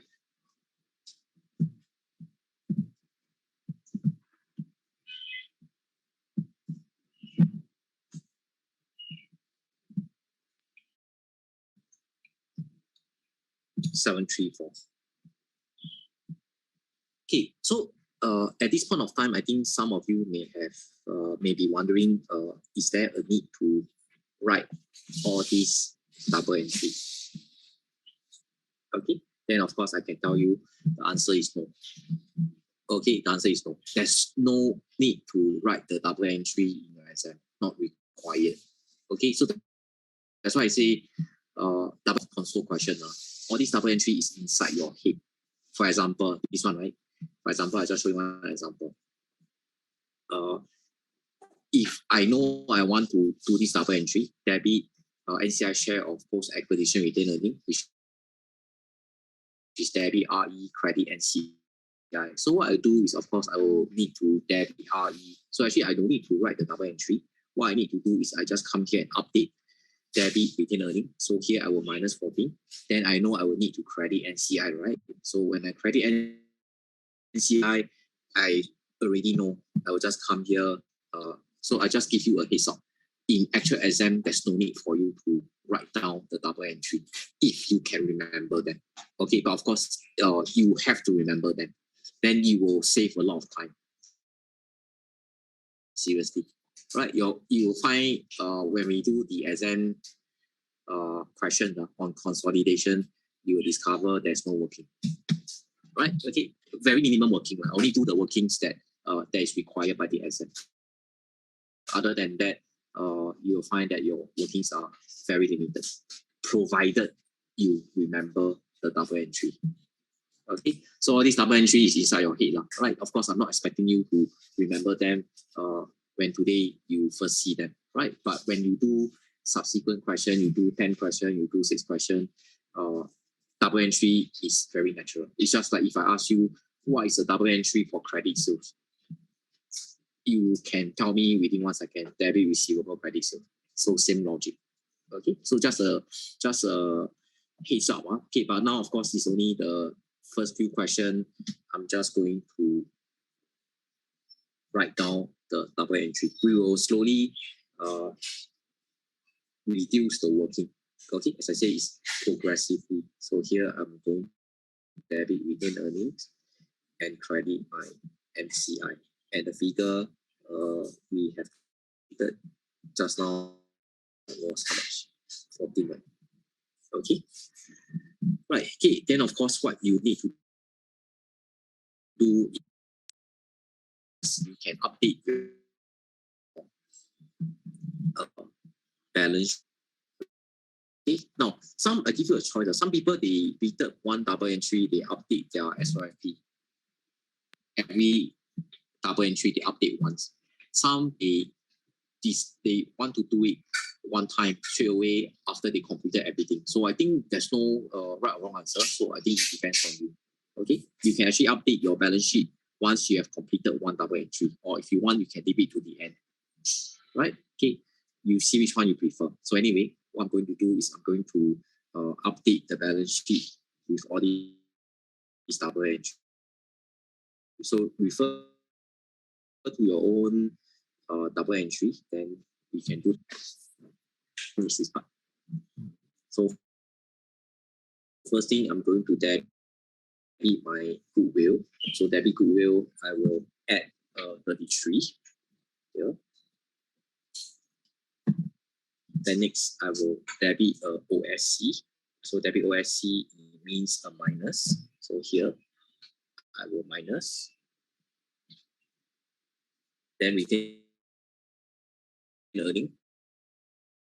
Retain earning, you will not care. So retain earning, I can give a final conclusion, which I already have it, which is 734, right? So here, my retain earning is 734. And next, I suppose to debit land, plant, and contingent legal claim. So of course, just like I mentioned to you, everything they dump it under other net asset.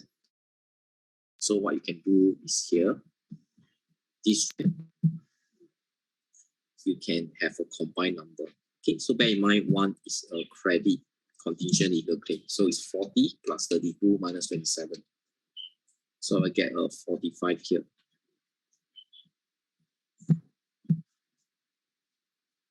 Okay, 40 plus 32 minus 27. So I get a positive 45. So therefore here, I will add a 45. Okay, then next, you're supposed to credit investment in S. So credit, of course, it means minus 309. Right. Then next, you're supposed to add NCI 69. So credit means add 69. So that's the first double entry. The first one. So look at the second one. So second one, right? So refer to your own one. Second one is this. Your debit land and credit your revaluation reserve. Right? Okay. So here. So that land, of course,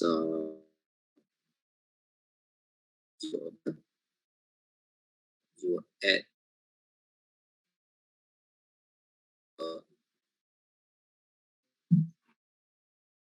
your credit or 28. Then number 3, additional depreciation. You will debit retained earning, which I have already taken care of, and you will credit a PPE. So credit PPE means to say you will minus 8 here. Right? Okay, so that's number 3. Then next is number 4. So number 4, we have a reversal of contingent legal claim. You will debit a liability. So if you debit a liability, of course, the implication is my asset will increase, right? So remember, if liability increase, then my net asset will increase. So therefore, the debit will have the effect of adding a 27 here. Okay, and then credit retained earning, which I have already done it, so I don't care. Then next, number 5 is debit revaluation reserve. So if you debit revaluation reserve, you will minus 4. And you will credit NCI. So credit NCI, of course, will result in an increase in NCI plus 4. Okay, and lastly is your accounting for NCI post-acquisition RE, which you have already taken into consideration just now, right? So just now I already mentioned to you, your debit RE already taken into consideration and credit your NCI for which is here. Okay, right, then that's it. Then the rest is just pressing your calculator, right? So which is your Excel also. So you should be able to get your answer pretty fast if you use Excel in exam. Okay, I'll show you how to do it tomorrow. But for now, we just want to get the facts correct for consolidation.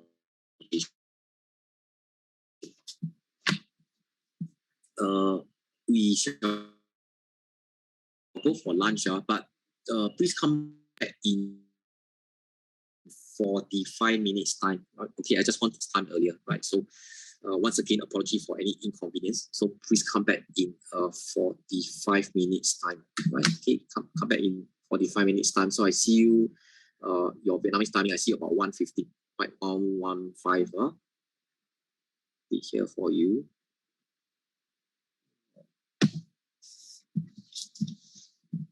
Here, come back at 1:15. Okay, right. Okay, so I see you later then.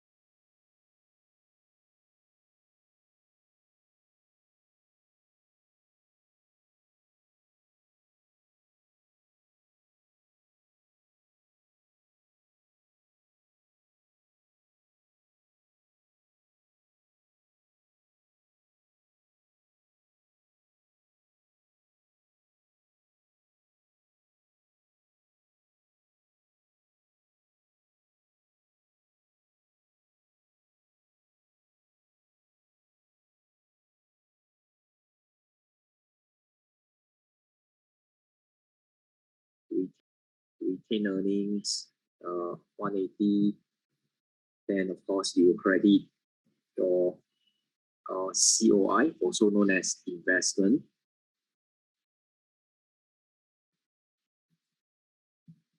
S of 196. And after that, of course, your credit your NCI, right? So NCI, of course, is your 69, right? So of course, this step is still the same as what we have done earlier, not much change. Okay, so in fact, no change. Okay, so same thing. I will need to update my retained earning with the 180. So here, I will minus the 180 for pre-acquisition, by which and one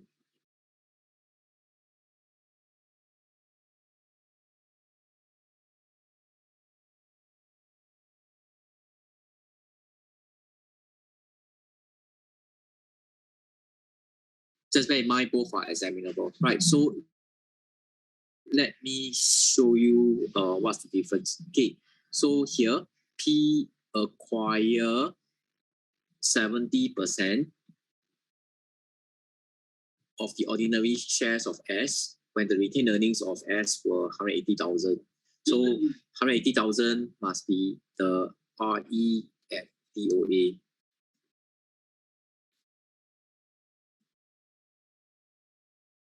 Okay, so they say recognized goodwill was impaired by 20%, right? So you're asked to do the balance sheet using two methods. One is proportionate share, and the other one is fair value method. Okay, so let's look at the first method first, NCI at proportionate share, right? NCI at proportionate share. Okay, now, so it's here. So I think firstly, you need to know basically what is the key concept of NCI at proportionate share, right? So let me write for you the key features of NCI at proportionate share, right? So now this is the NCI at proportionate share. Okay, so usually I call this the O methods, right? These are the O method. There are two methods. One is NCI at proportionate share. The other one is NCI at fair value. So for this proportionate share is actually the O method.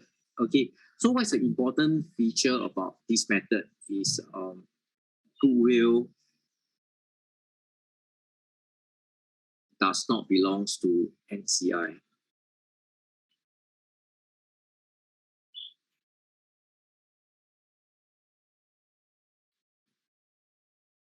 Okay, so this is the most important feature about proportionate share method. Goodwill does not belongs to NCI.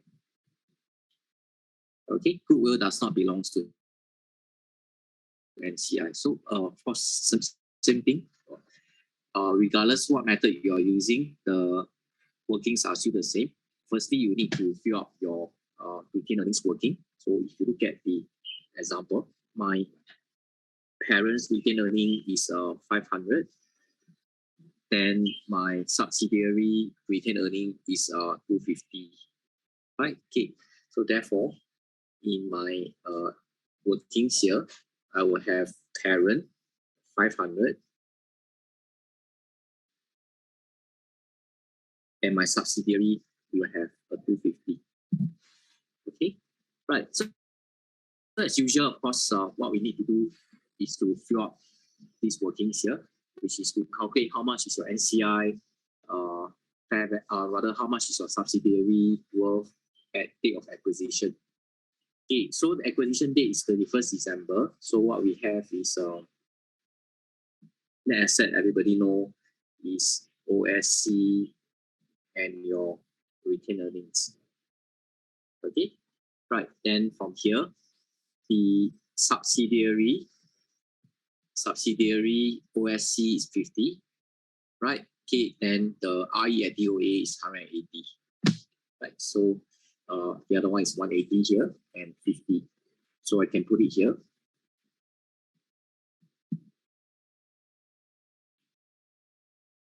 50 and 180.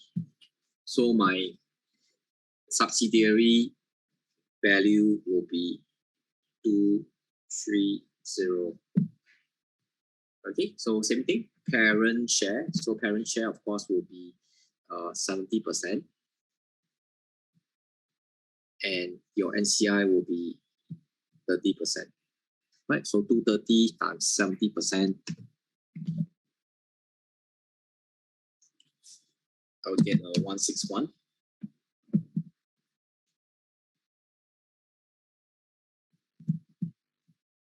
Okay, so the remaining 69 will belongs to NCI. Right, okay. Then to calculate your goodwill, of course, it's the same.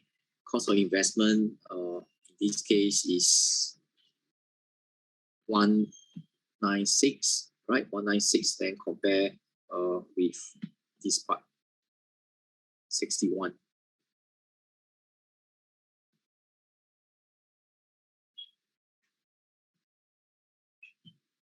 Okay, so my goodwill, of course, will be 35.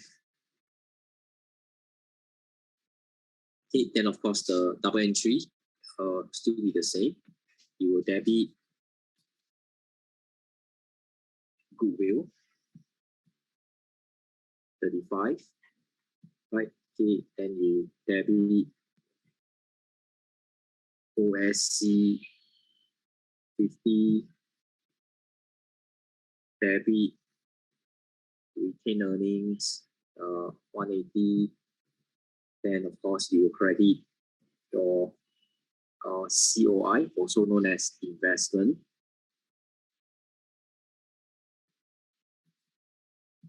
In S of 196. And after that, of course, you credit your NCI, right? So NCI, of course, is your 69, right? So of course, this step is still the same as what we have done earlier, not much change.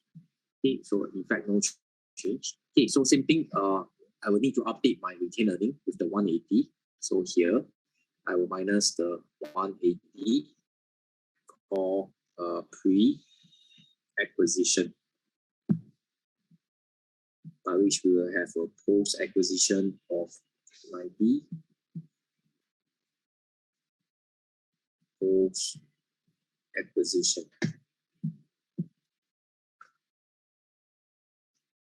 Okay, then now, of course, we will talk about the impairment of goodwill, right? So if you notice the question, here they mentioned goodwill was impaired by 20%. Right, so impairment of goodwill, I think nothing fantastic. We will debit the retained earnings and credit your goodwill, right? Debit retained earnings and credit goodwill. Go here. I will debit retained earnings and I will credit goodwill. Okay, right. So of course, they have mentioned goodwill was impaired by 20%. And earlier, you have calculated your goodwill is 35. So 35 times 20%, that would be the impairment.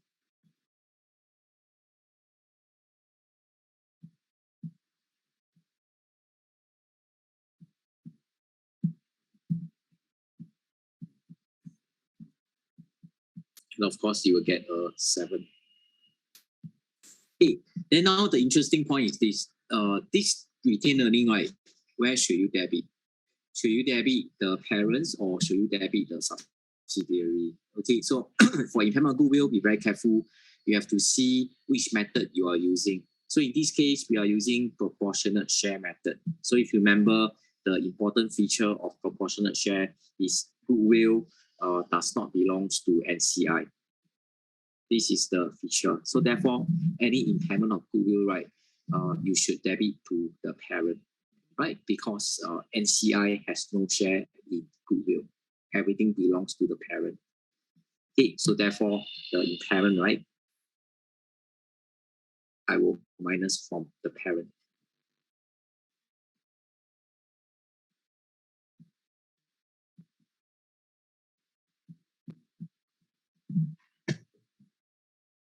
Okay, right.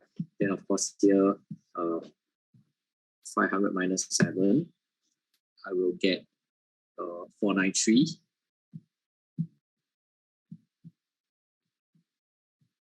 Okay. Then of course that's about it. I can actually the next one is the RE. I can show you do it. So here, NCI at 30%. So 7 times 3, 21. Which I will get 49. And of course, the retained earning will be reported at 542.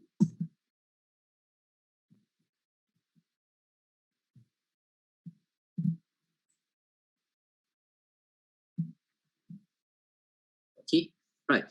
So the next one is redundant now, right? As I say, eventually in your exam, double entry are not required. So all these are just for illustration purposes only, right? Okay, it's only for illustration purposes only.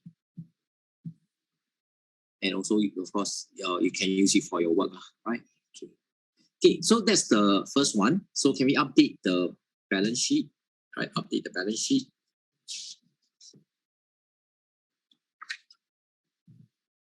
So you follow your own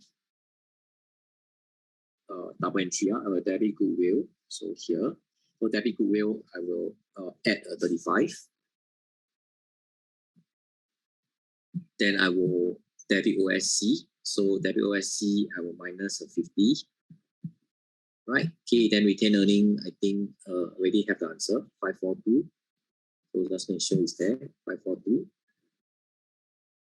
Right, then next you will need to credit your COI minus 196.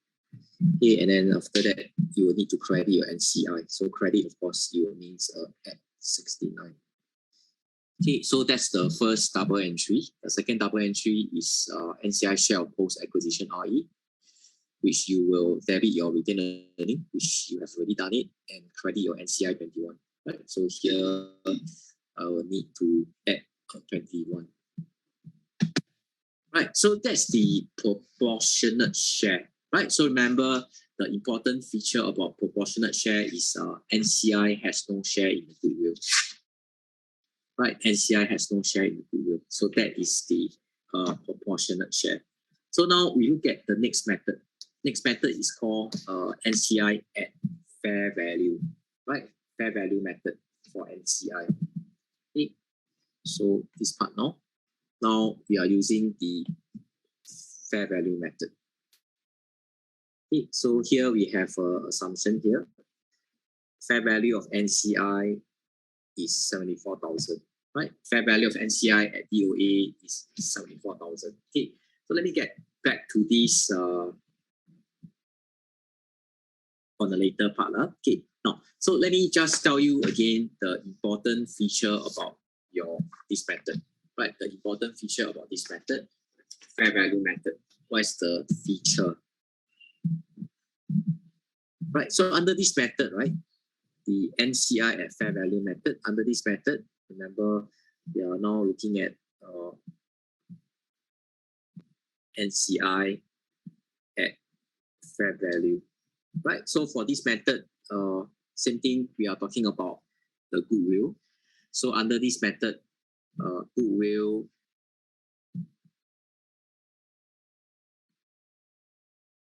belongs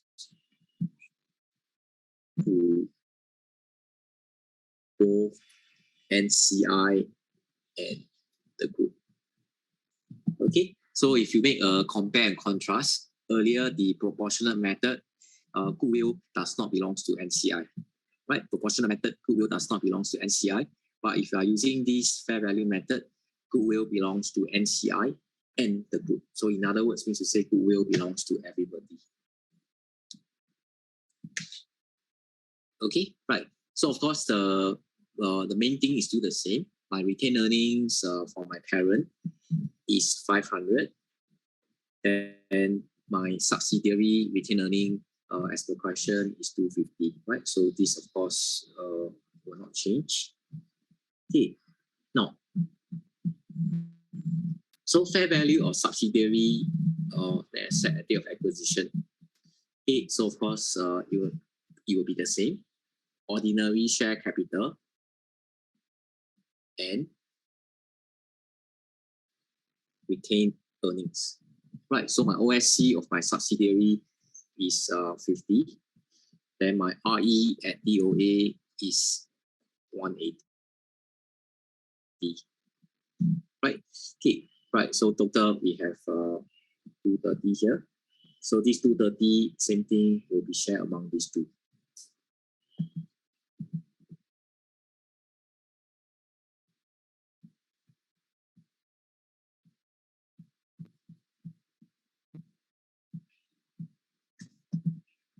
Okay, so 230 times 70%, I will get a 161. And this I will get a 69. Right, so parent, of course, same thing, calculate the share of the parent, 196. Right, okay, then of course, your parent 161, then goodwill, you calculate as 35.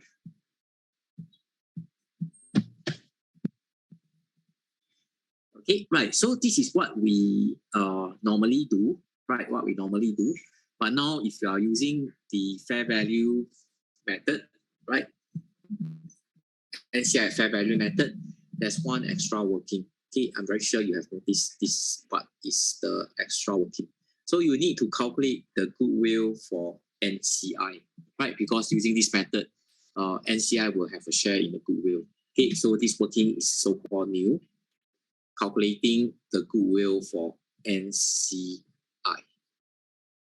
Okay, then how do you do it? So if we want to calculate the goodwill for parent, we will use COI minus fair value of the asset. Okay, now to calculate goodwill for NCI, you will need to use this fair value of NCI at DOA.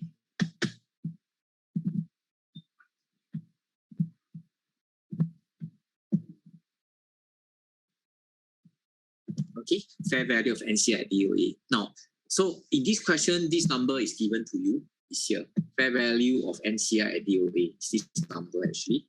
So 740, this number is called fair value of NCI at DOA. Right, okay. Now, this number is given to you, but of course, in exam, I don't think they will tell you this number. You need to calculate yourself. Okay, so let me show you how to get this number, fair value of NCI at DOA. So what you need to do is you need to use the number of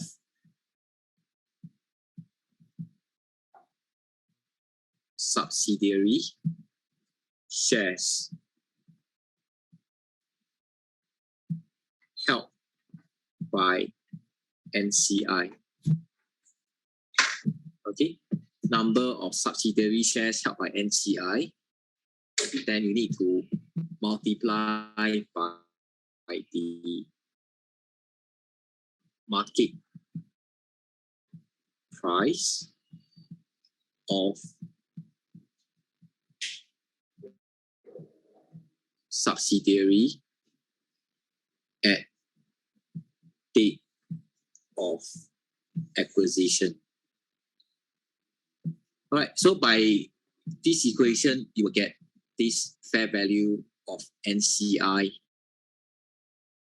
at DOA. So called this is the formula to obtain the fair value of NCI at DOA. So let me just expand the formula to show you what is it about, right? So firstly is the first part, number of subsidiary shares held by NCI, right? Number of subsidiary shares held by NCI. So what does that mean? So assuming my one share, let's say I have 50 shares, assuming 50 shares. 50 shares at $1 each, let's say, for my subsidiary. Okay, so the first thing, if you read the English, I think you can also interpret yourself. So they say number of subsidiary share, first thing, subsidiary share. So subsidiary share is 50 shares held by NCI. So to do that, I know my subsidiary, I have 50 shares. I just need to multiply by my NCI percentage, which is 30%. Okay, so 50 times 30%, I will get 15. Okay, so that's number of subsidiary shares held by NCI. 50 times 30%, 15. Okay, so that's how you get this number. Then the other one, of course, market price of subsidiary at DOA. This one definitely they will need to tell you. There's no way you can calculate market price, right? There's no way you can calculate your market price. Okay, this one have to be given by the exam, right? Okay, this one must be given. So read the question for instruction. Okay, just bear in mind, what they will do is they will try to confuse you. They will give you a lot of share price. For example, they will give you parent share price. Then another thing they can confuse you is will give you a lot of share price at different day, right? Different day. So pick what you need. The one that you need is you need subsidiary, right? Don't use parent. So parent will be not relevant. And the market price should be at DOA, right? So this one, that's how you get this number. It will be given to you by the exam. Right. Okay. So that's how you get this fair value of NCI at DOA. Right. Okay. Now, so come back here. So this number is given, right? So this number is 74. Okay, can just a flashback. So this number is given by the SM 74.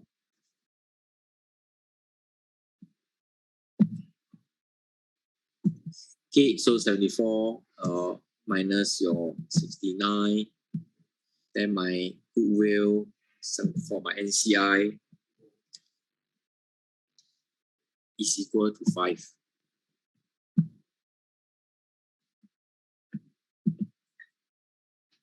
Okay, so what will happen here? Nothing really changed. You debit your goodwill, still the same.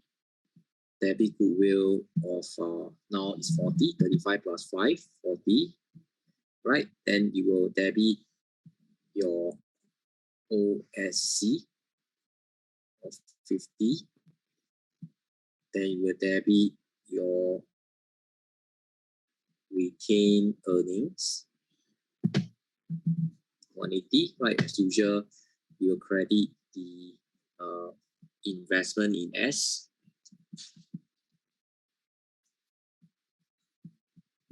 Okay, so next time, can I call this investment in S as a COI, right? So I'll just call it COI next time. Investment in S, it means COI. So investment in S is your 196.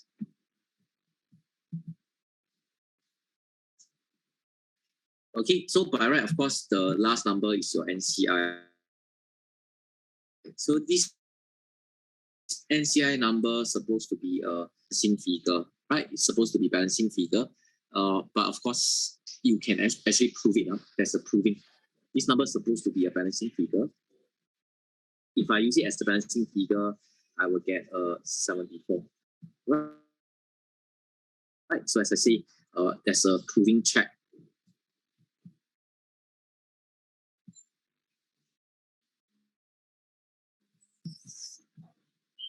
there's a proving check. This number must be equal to fair value of NCI at DOA.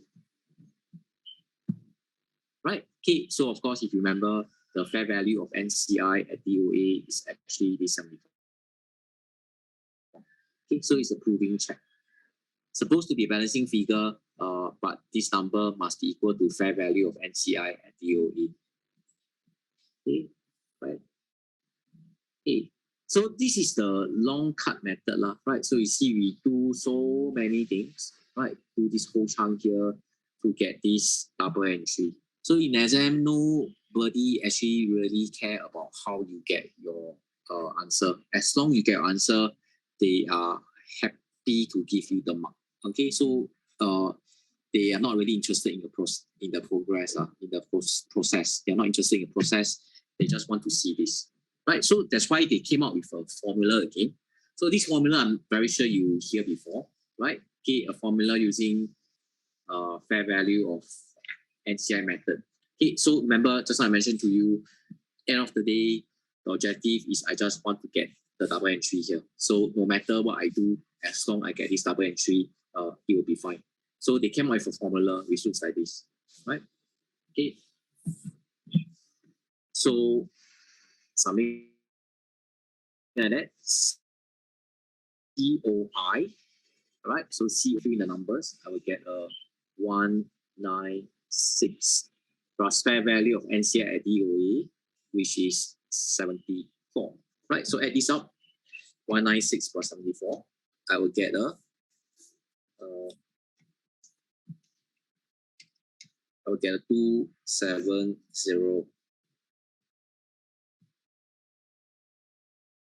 Okay, then here of course is the fair value of subsidiary net asset at DOA, this portion. Fair value of subsidiary at DOA, this chunk here, right, which we have 50.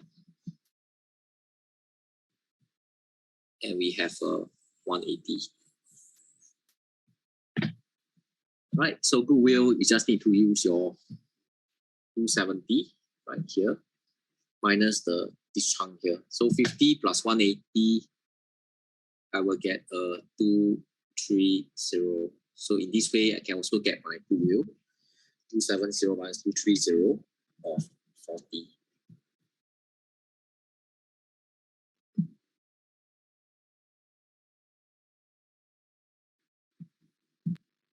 Okay, right. So as I said, we do so many times already. So I think putting in the debit credit shouldn't be a problem. COI, I think you should have noticed COI is always credit. Then your NCI is credit. OSC is debit. Retained earning is debit. And goodwill is debit. Right? So it's not necessary for you to present your answer into the standard debit and credit. If you want, you can just leave your answer like this. I think it's perfectly okay. Right? Do you understand? Okay. Now, so for same thing, I will need to update my retained earning. 180. So here. So remember, this is the combined effect.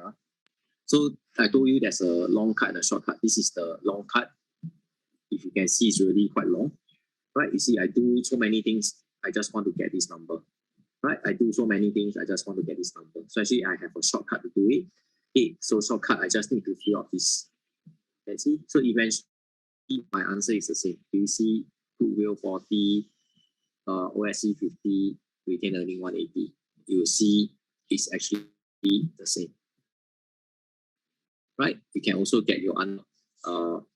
Yep. So this is what I call the shortcut.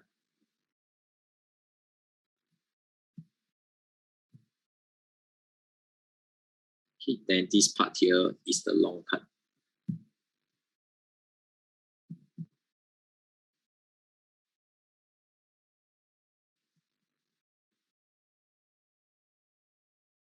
Okay, so same thing, whether it's long cut or short cut, you still need to update your retained earnings.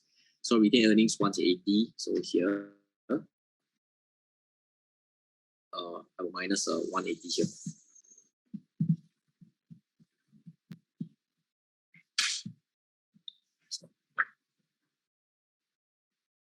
Okay, so my post acquisition will still be 70.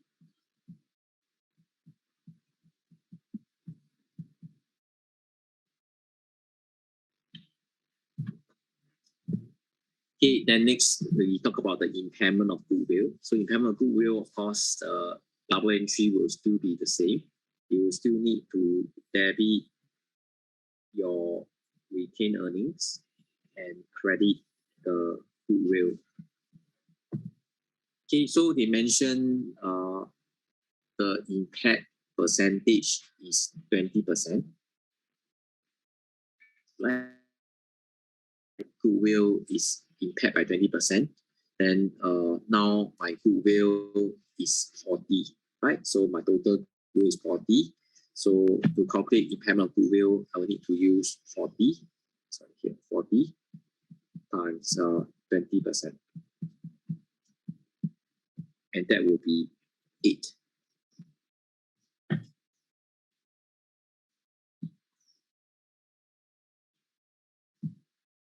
Okay, right. So another thing you must remember is now you are using fair value method. So fair value method needs to say goodwill belongs to both NCI and the group. So this retained earning, right? You will need to adjust in the subsidiary part because goodwill belongs to NCI and the group. So here.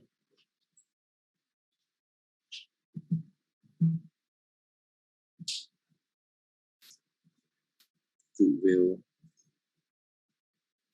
impairment. Okay, so here I will have remaining 62.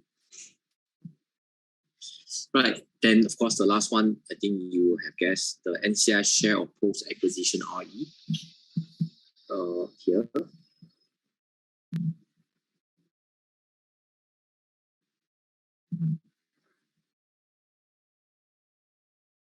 NCI at 30, right, 62 times 30%, I'll get about 19. So can I just leave it as 19?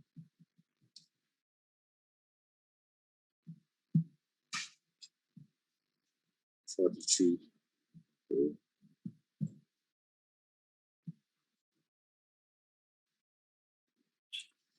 Right, so therefore, I can just sum it up here. I'll get a 543. Okay. 543 here. And next, this part can just fill in.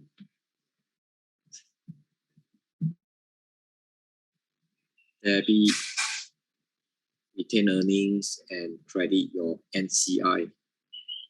Right, K of 19.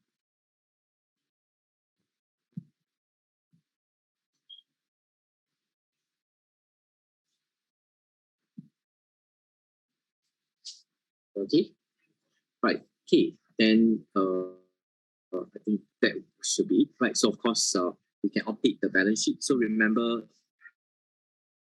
my number one, right, is replaced by this number one. Okay, this is the shortcut. This is my number one now.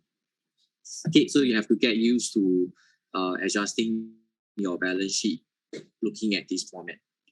Okay, but I think nothing difficult, right? Okay, so now my number one is based on the diagram you see over here.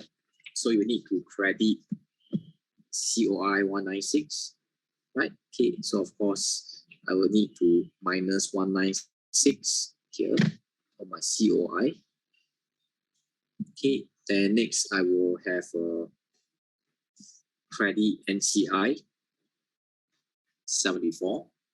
So credit NCI, of course, I will need to add a 74 here. So on and so forth. You get your own one. Then next we have is debit OSC. So debit OSC, of course, is minus 50. Right. Then retained earnings, I think we already have the answer, 543. Okay. Then after that, you will need to debit goodwill. So debit goodwill is 40. So that's the first one. Then number two, impairment of goodwill, you debit retained earning, which we have already taken care of, and credit goodwill 8. So here I will minus 8. Okay, and the last one is accounting for NCI post-acquisition retained earning. So you need to debit your retained earning 19, which we have taken care, and credit NCI 19. So here.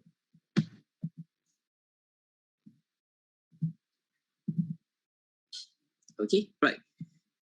Okay, so that's the first part of your consolidation. Right, that's the first part of your consolidation. Then now we will need to look at the second part of consolidation. We have done the first part. Hopefully now you have a basic understanding of your consolidation process. Okay, then now we will need you to refer back to your notes, which is here. Here.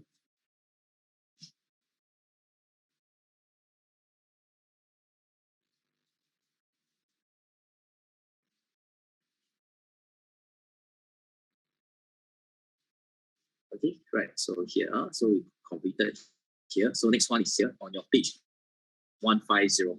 150. 150.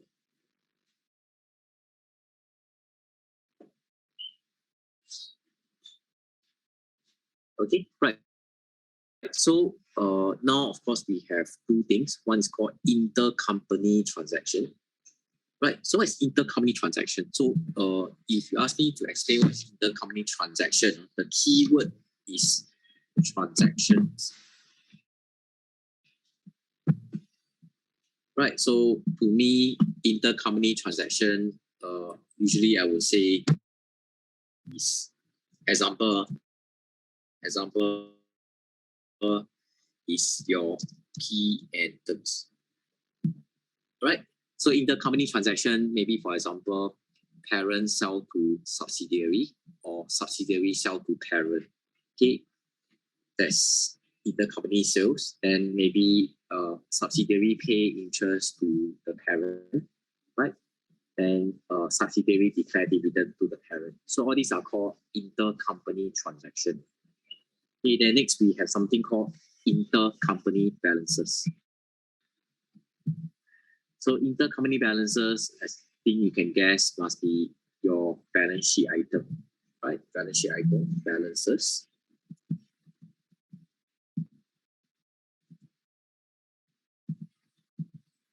Okay, so you can guess maybe parent owe subsidiary or subsidiary owe parent. That's called intercompany balances. Right. Okay. So next, we want to understand how they actually came out with all this double entry. Okay. How they derive all this double entry.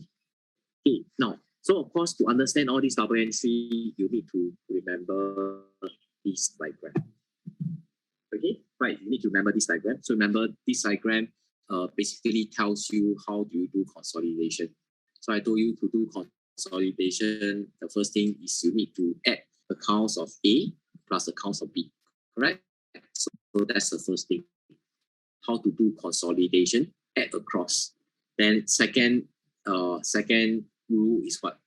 When doing consolidation, accounts of A and accounts of B are deemed to be a single entity, right? Accounts of A and accounts of B are deemed to be a single entity. So means to say this is accounts of A, right? This is accounts of B.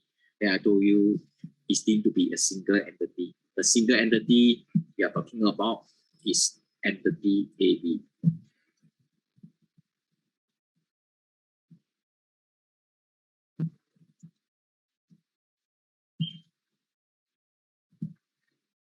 Okay, so this is what is happening in consolidation, right? Okay, now hopefully you remember this diagram. Also remember, I emphasize one more time, accounts of A and accounts of B are deemed to be a single entity. The single entity they are talking about is entity AB.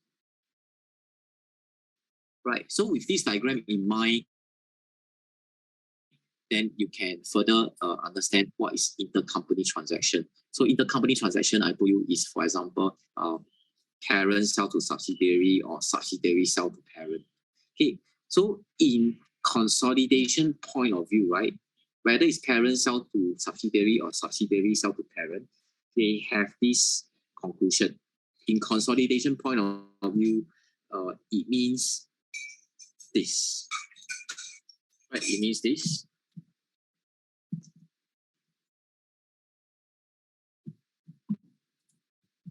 Right, so regardless whether it's B sell to A or A sell to B, in consolidation, it means is entity AB sell goods to entity AB.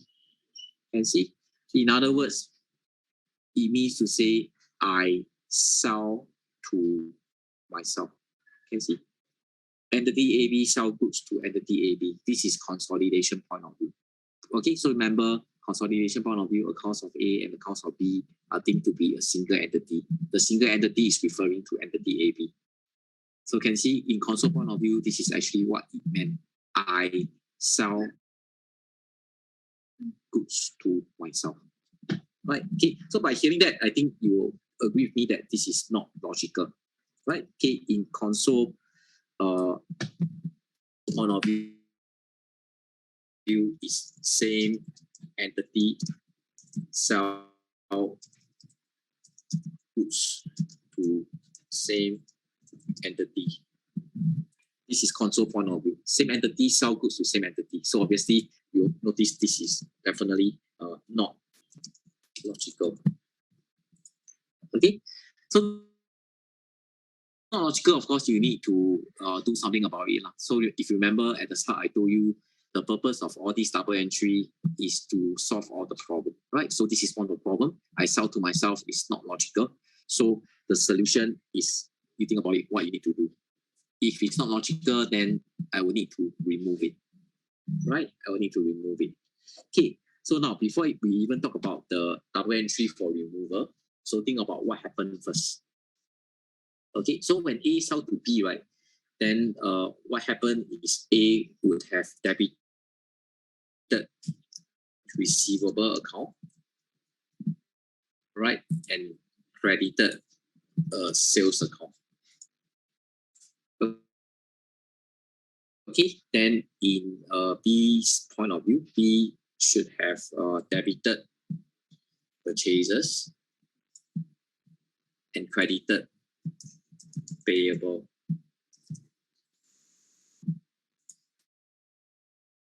Okay, so we just say this thing is not logical because console point of view, I sell to myself. So we need to reverse the above entry. So when I say reverse, of course, we need to pass double entry to reverse it.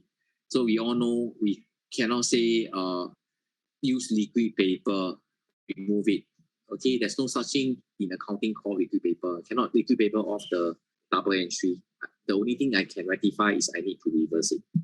Right, so very simple. Previously, I have done this, right? Then I just told you this is not logical. So common sense is I need to remove it. So remove it means reverse. So previously, if you have debited receivable and sales, then what you need to do is you need to debit your sales and your receivable. Okay, then the other one, this further, this part, they will need to debit payable and credit purchases. Okay, so of course, if you combine these two double entries, what will happen?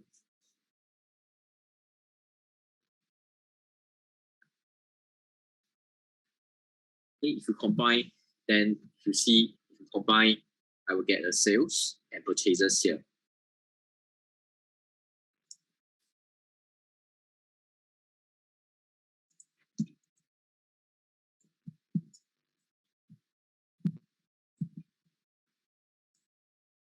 And the other side, I will have a payable and a receivable. So that's actually how it works, right?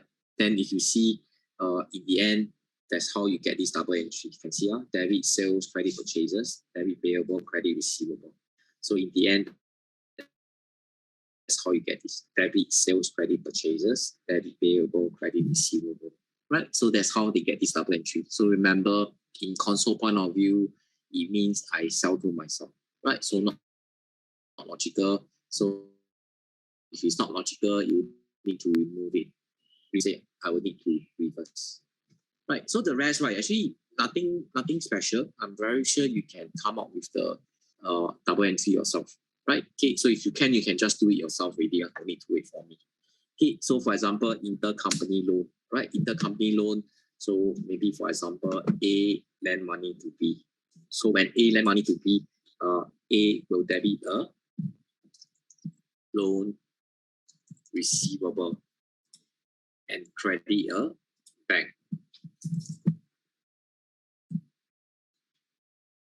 Okay, then B, what they will do is they will debit bank and credit a loan payable. Okay, so A lend money to B. So in console point of view means to say I lend money to myself. So if I lend money to myself, this is not logical. And again, you need to reverse the above entry, right? So reverse, you just need to do this. Previously debited loan receivable, so now I will need to reverse this transaction, resulting in debiting a bank and crediting a loan receivable.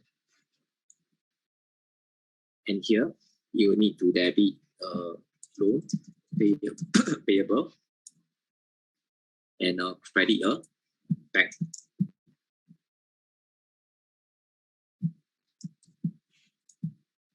So if you combine, you will notice your bank will disappear. One debit here, one credit. So remaining will be a loan payable and a loan receivable.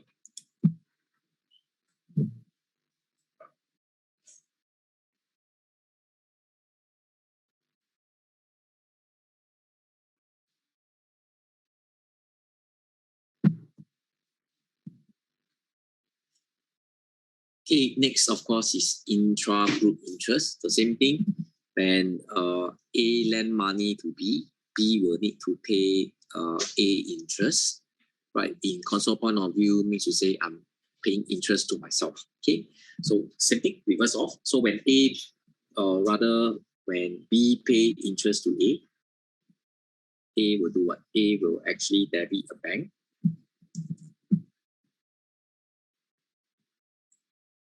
Okay, and credit a interest income. Okay, then B,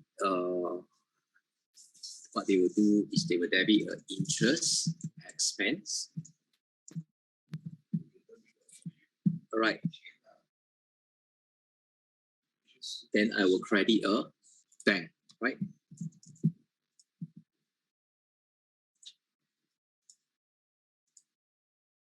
Okay. Just a second.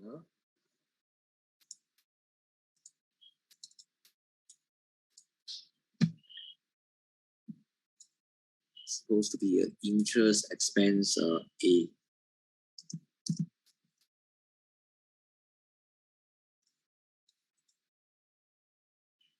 Right. Okay. So when we reverse,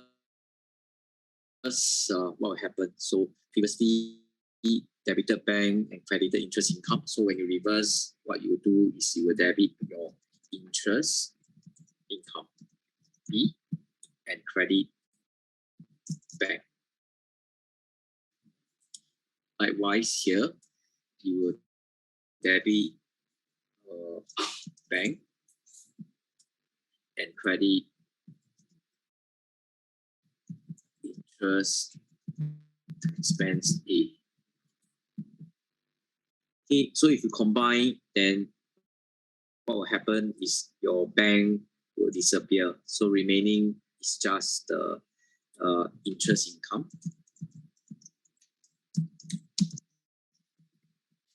And the interest expense. Right, okay, so the logic is this. So now this one very interesting. I give you some time to do it. Now this one, most people, they, whatever reason, they will get some problem. Let's see whether you can survive. Okay, but as I say, the logic is the same. You see whether you can get this done. Let's give you maybe about 2 minutes to do this part. You see whether you can complete the whole thing.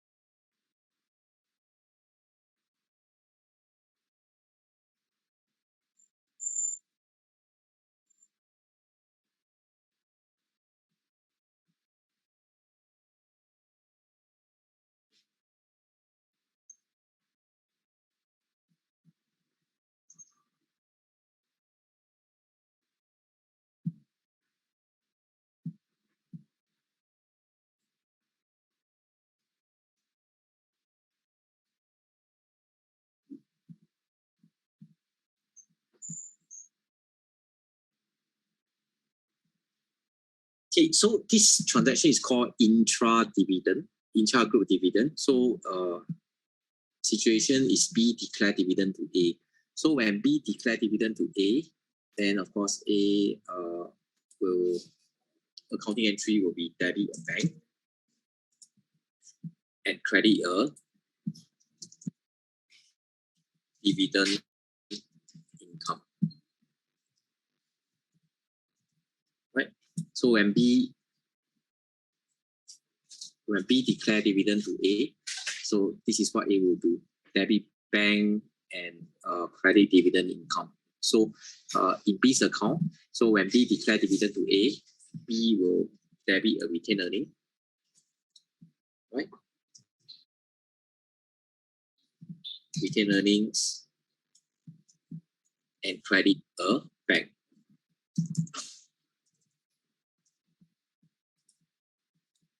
Okay, right. Okay, so console point of view, I declare dividend to myself, so not logical. I need to reverse. So reverse, I will have a dividend income and credit bank. Okay, and this fella will be debit bank and credit a retained earning. Okay, so if you combine, what will happen? Your bank will disappear. So resulting the net accounts remaining will be dividend income and retained earnings.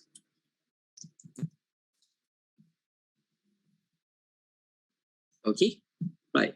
So this double entry, I'm not very sure. Most people will forget. Right, okay, up to here. Most people will forget. Right, so this is called intercompany dividend transaction. Okay, so next time if I mention intercompany dividend transaction, do bear in mind is debit dividend income and credit retained earning. Okay, so this one, most people, they will forget. Hopefully, you will remember them.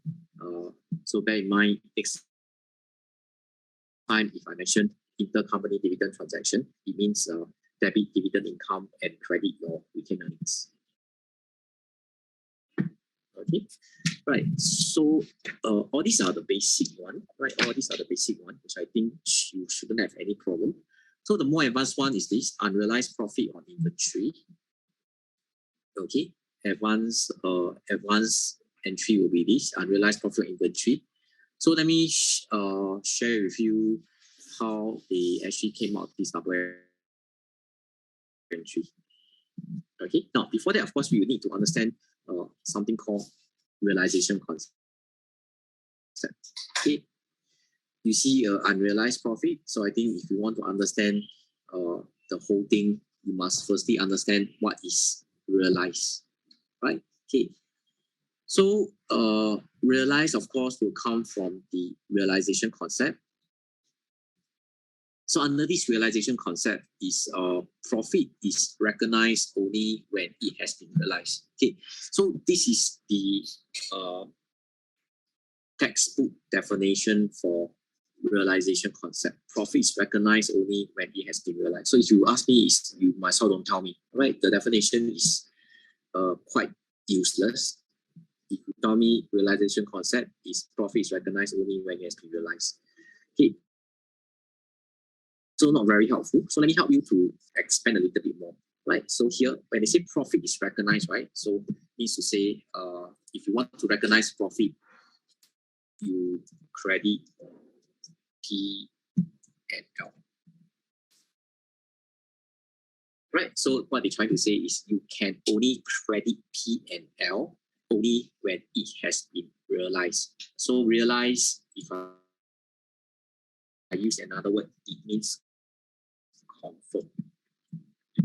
Okay, so I think now it will be better, right? Okay, so it means to say if you want to credit P and L, it must only be confirmed profit, right? If your profit is not confirmed, you cannot credit your P and L. Okay, so in other words, means to say if you apply this realization concept, only confirmed profit can be credited to P and L. Okay, so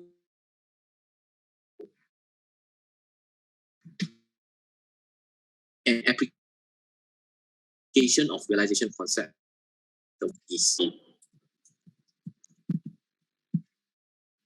okay, revaluation gain. So if you remember our PPE, if we make a revaluation gain, do you notice the gain is also is a profit, right? But how come we did not credit to P&L? Instead, you go to OCI. This is because of realization concept, right? Realization concept. So because the revaluation gain is not confirmed, so therefore any not confirmed gain cannot go to P&L.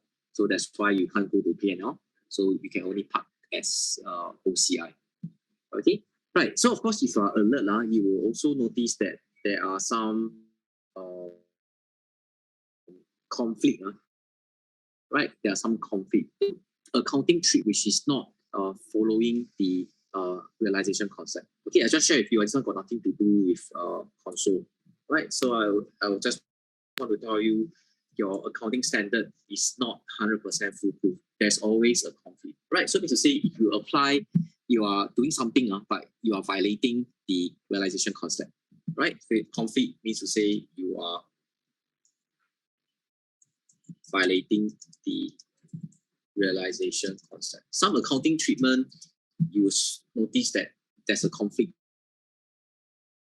with realization concept. In other words, I'm trying to say you are violating the realization concept.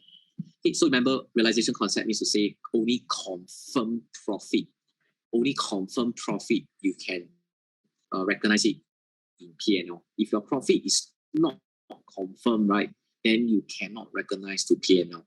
So that's the main bulk of realization concept. So there are some which are violating this. I just give you one example, right, just for your knowledge only, right? Okay, so if you remember, fair value increase in investment property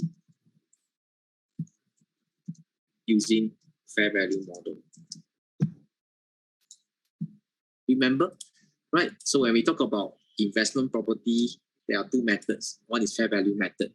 One is cost model, right? Fair value model and cost model, right? So if you remember, fair value increase in investment property under a fair value model, the debit will go to investment property, correct? and the credit, if you remember, will go to P&L.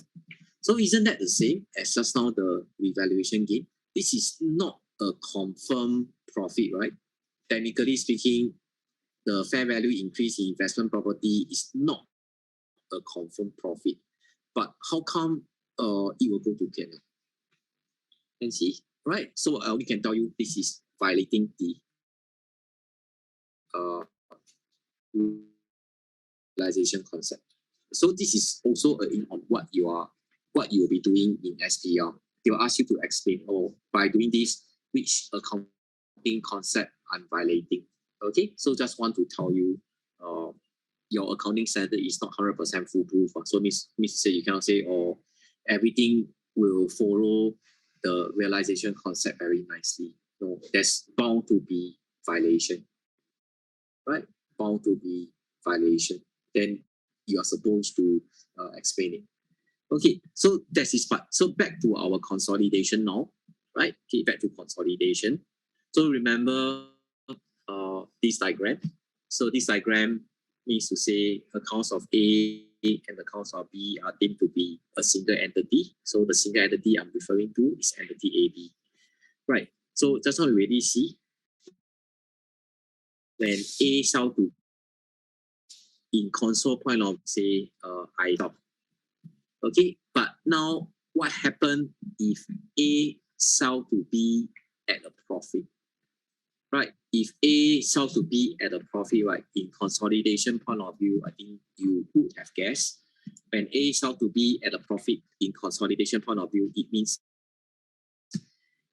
I make profit from my stock. Okay, if A sell to B at a profit in consolidation point of view, same thing, I make profit from myself.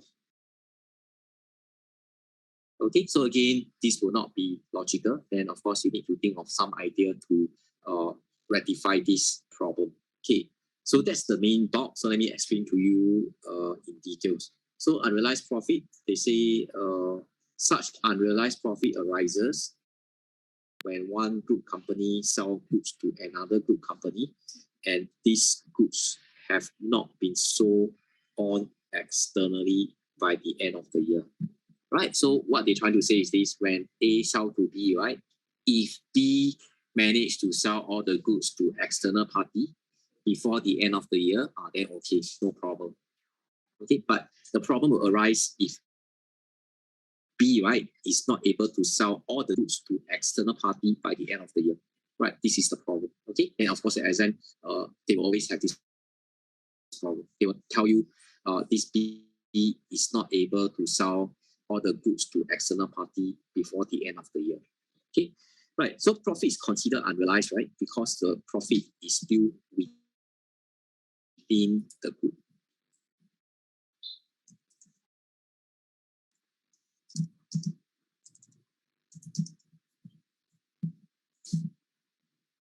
Okay, is considered unrealized because the profit is still within the group.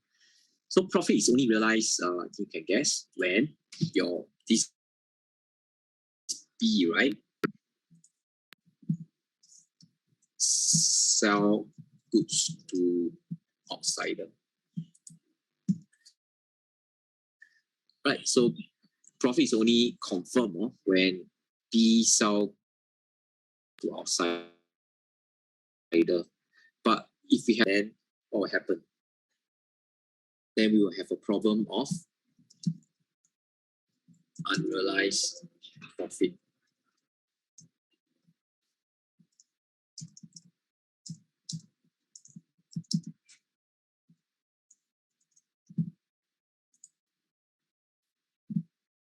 Okay, we have this problem of unrealized profit. So what will be your action? Right, okay, the action means solution, right? Okay, what is the solution? So how to solve this problem? The problem is we have unrealized profit, right? We have unrealized profit. So what is the solution? Okay, very simple, very logical. Solution is you just need to remove the unrealized profit. Just remove it, right? So after I remove it, then everything will be fine. So the solution is to remove it. Remove the unrealized profit. But we have one major problem. Before we can remove the unrealized profit, you will need to know where is the unrealized profit, right? Before you can remove, quite logical, you need to know where is it. If you do not know where is it, then how to remove it? Okay, so now of course we need to know where is the unrealized profit hiding. Okay, where? So the diagram on the next page will show you. Okay, so A sell goods to B at 110. Cost price is 100. So of course, from here you will know the profit is $10. At the end of the year, so they tell you all the goods remain unsold, right? So I will have an element of $10 unrealized profit because they mentioned B has not sold the goods to outsider. Okay, so can understand? So easily we can calculate the unrealized profit is $10. So the next thing is, where is this $10 hiding, right? Where is this $10 hiding? So the it's hiding in two places. One, this $10, right, is hiding in the net of the, right? So this $10, one element is here, the net profit of the seller. So I put it here. You see, where is the unrealized profit? The first part, this unrealized profit is actually in the net profit of the seller.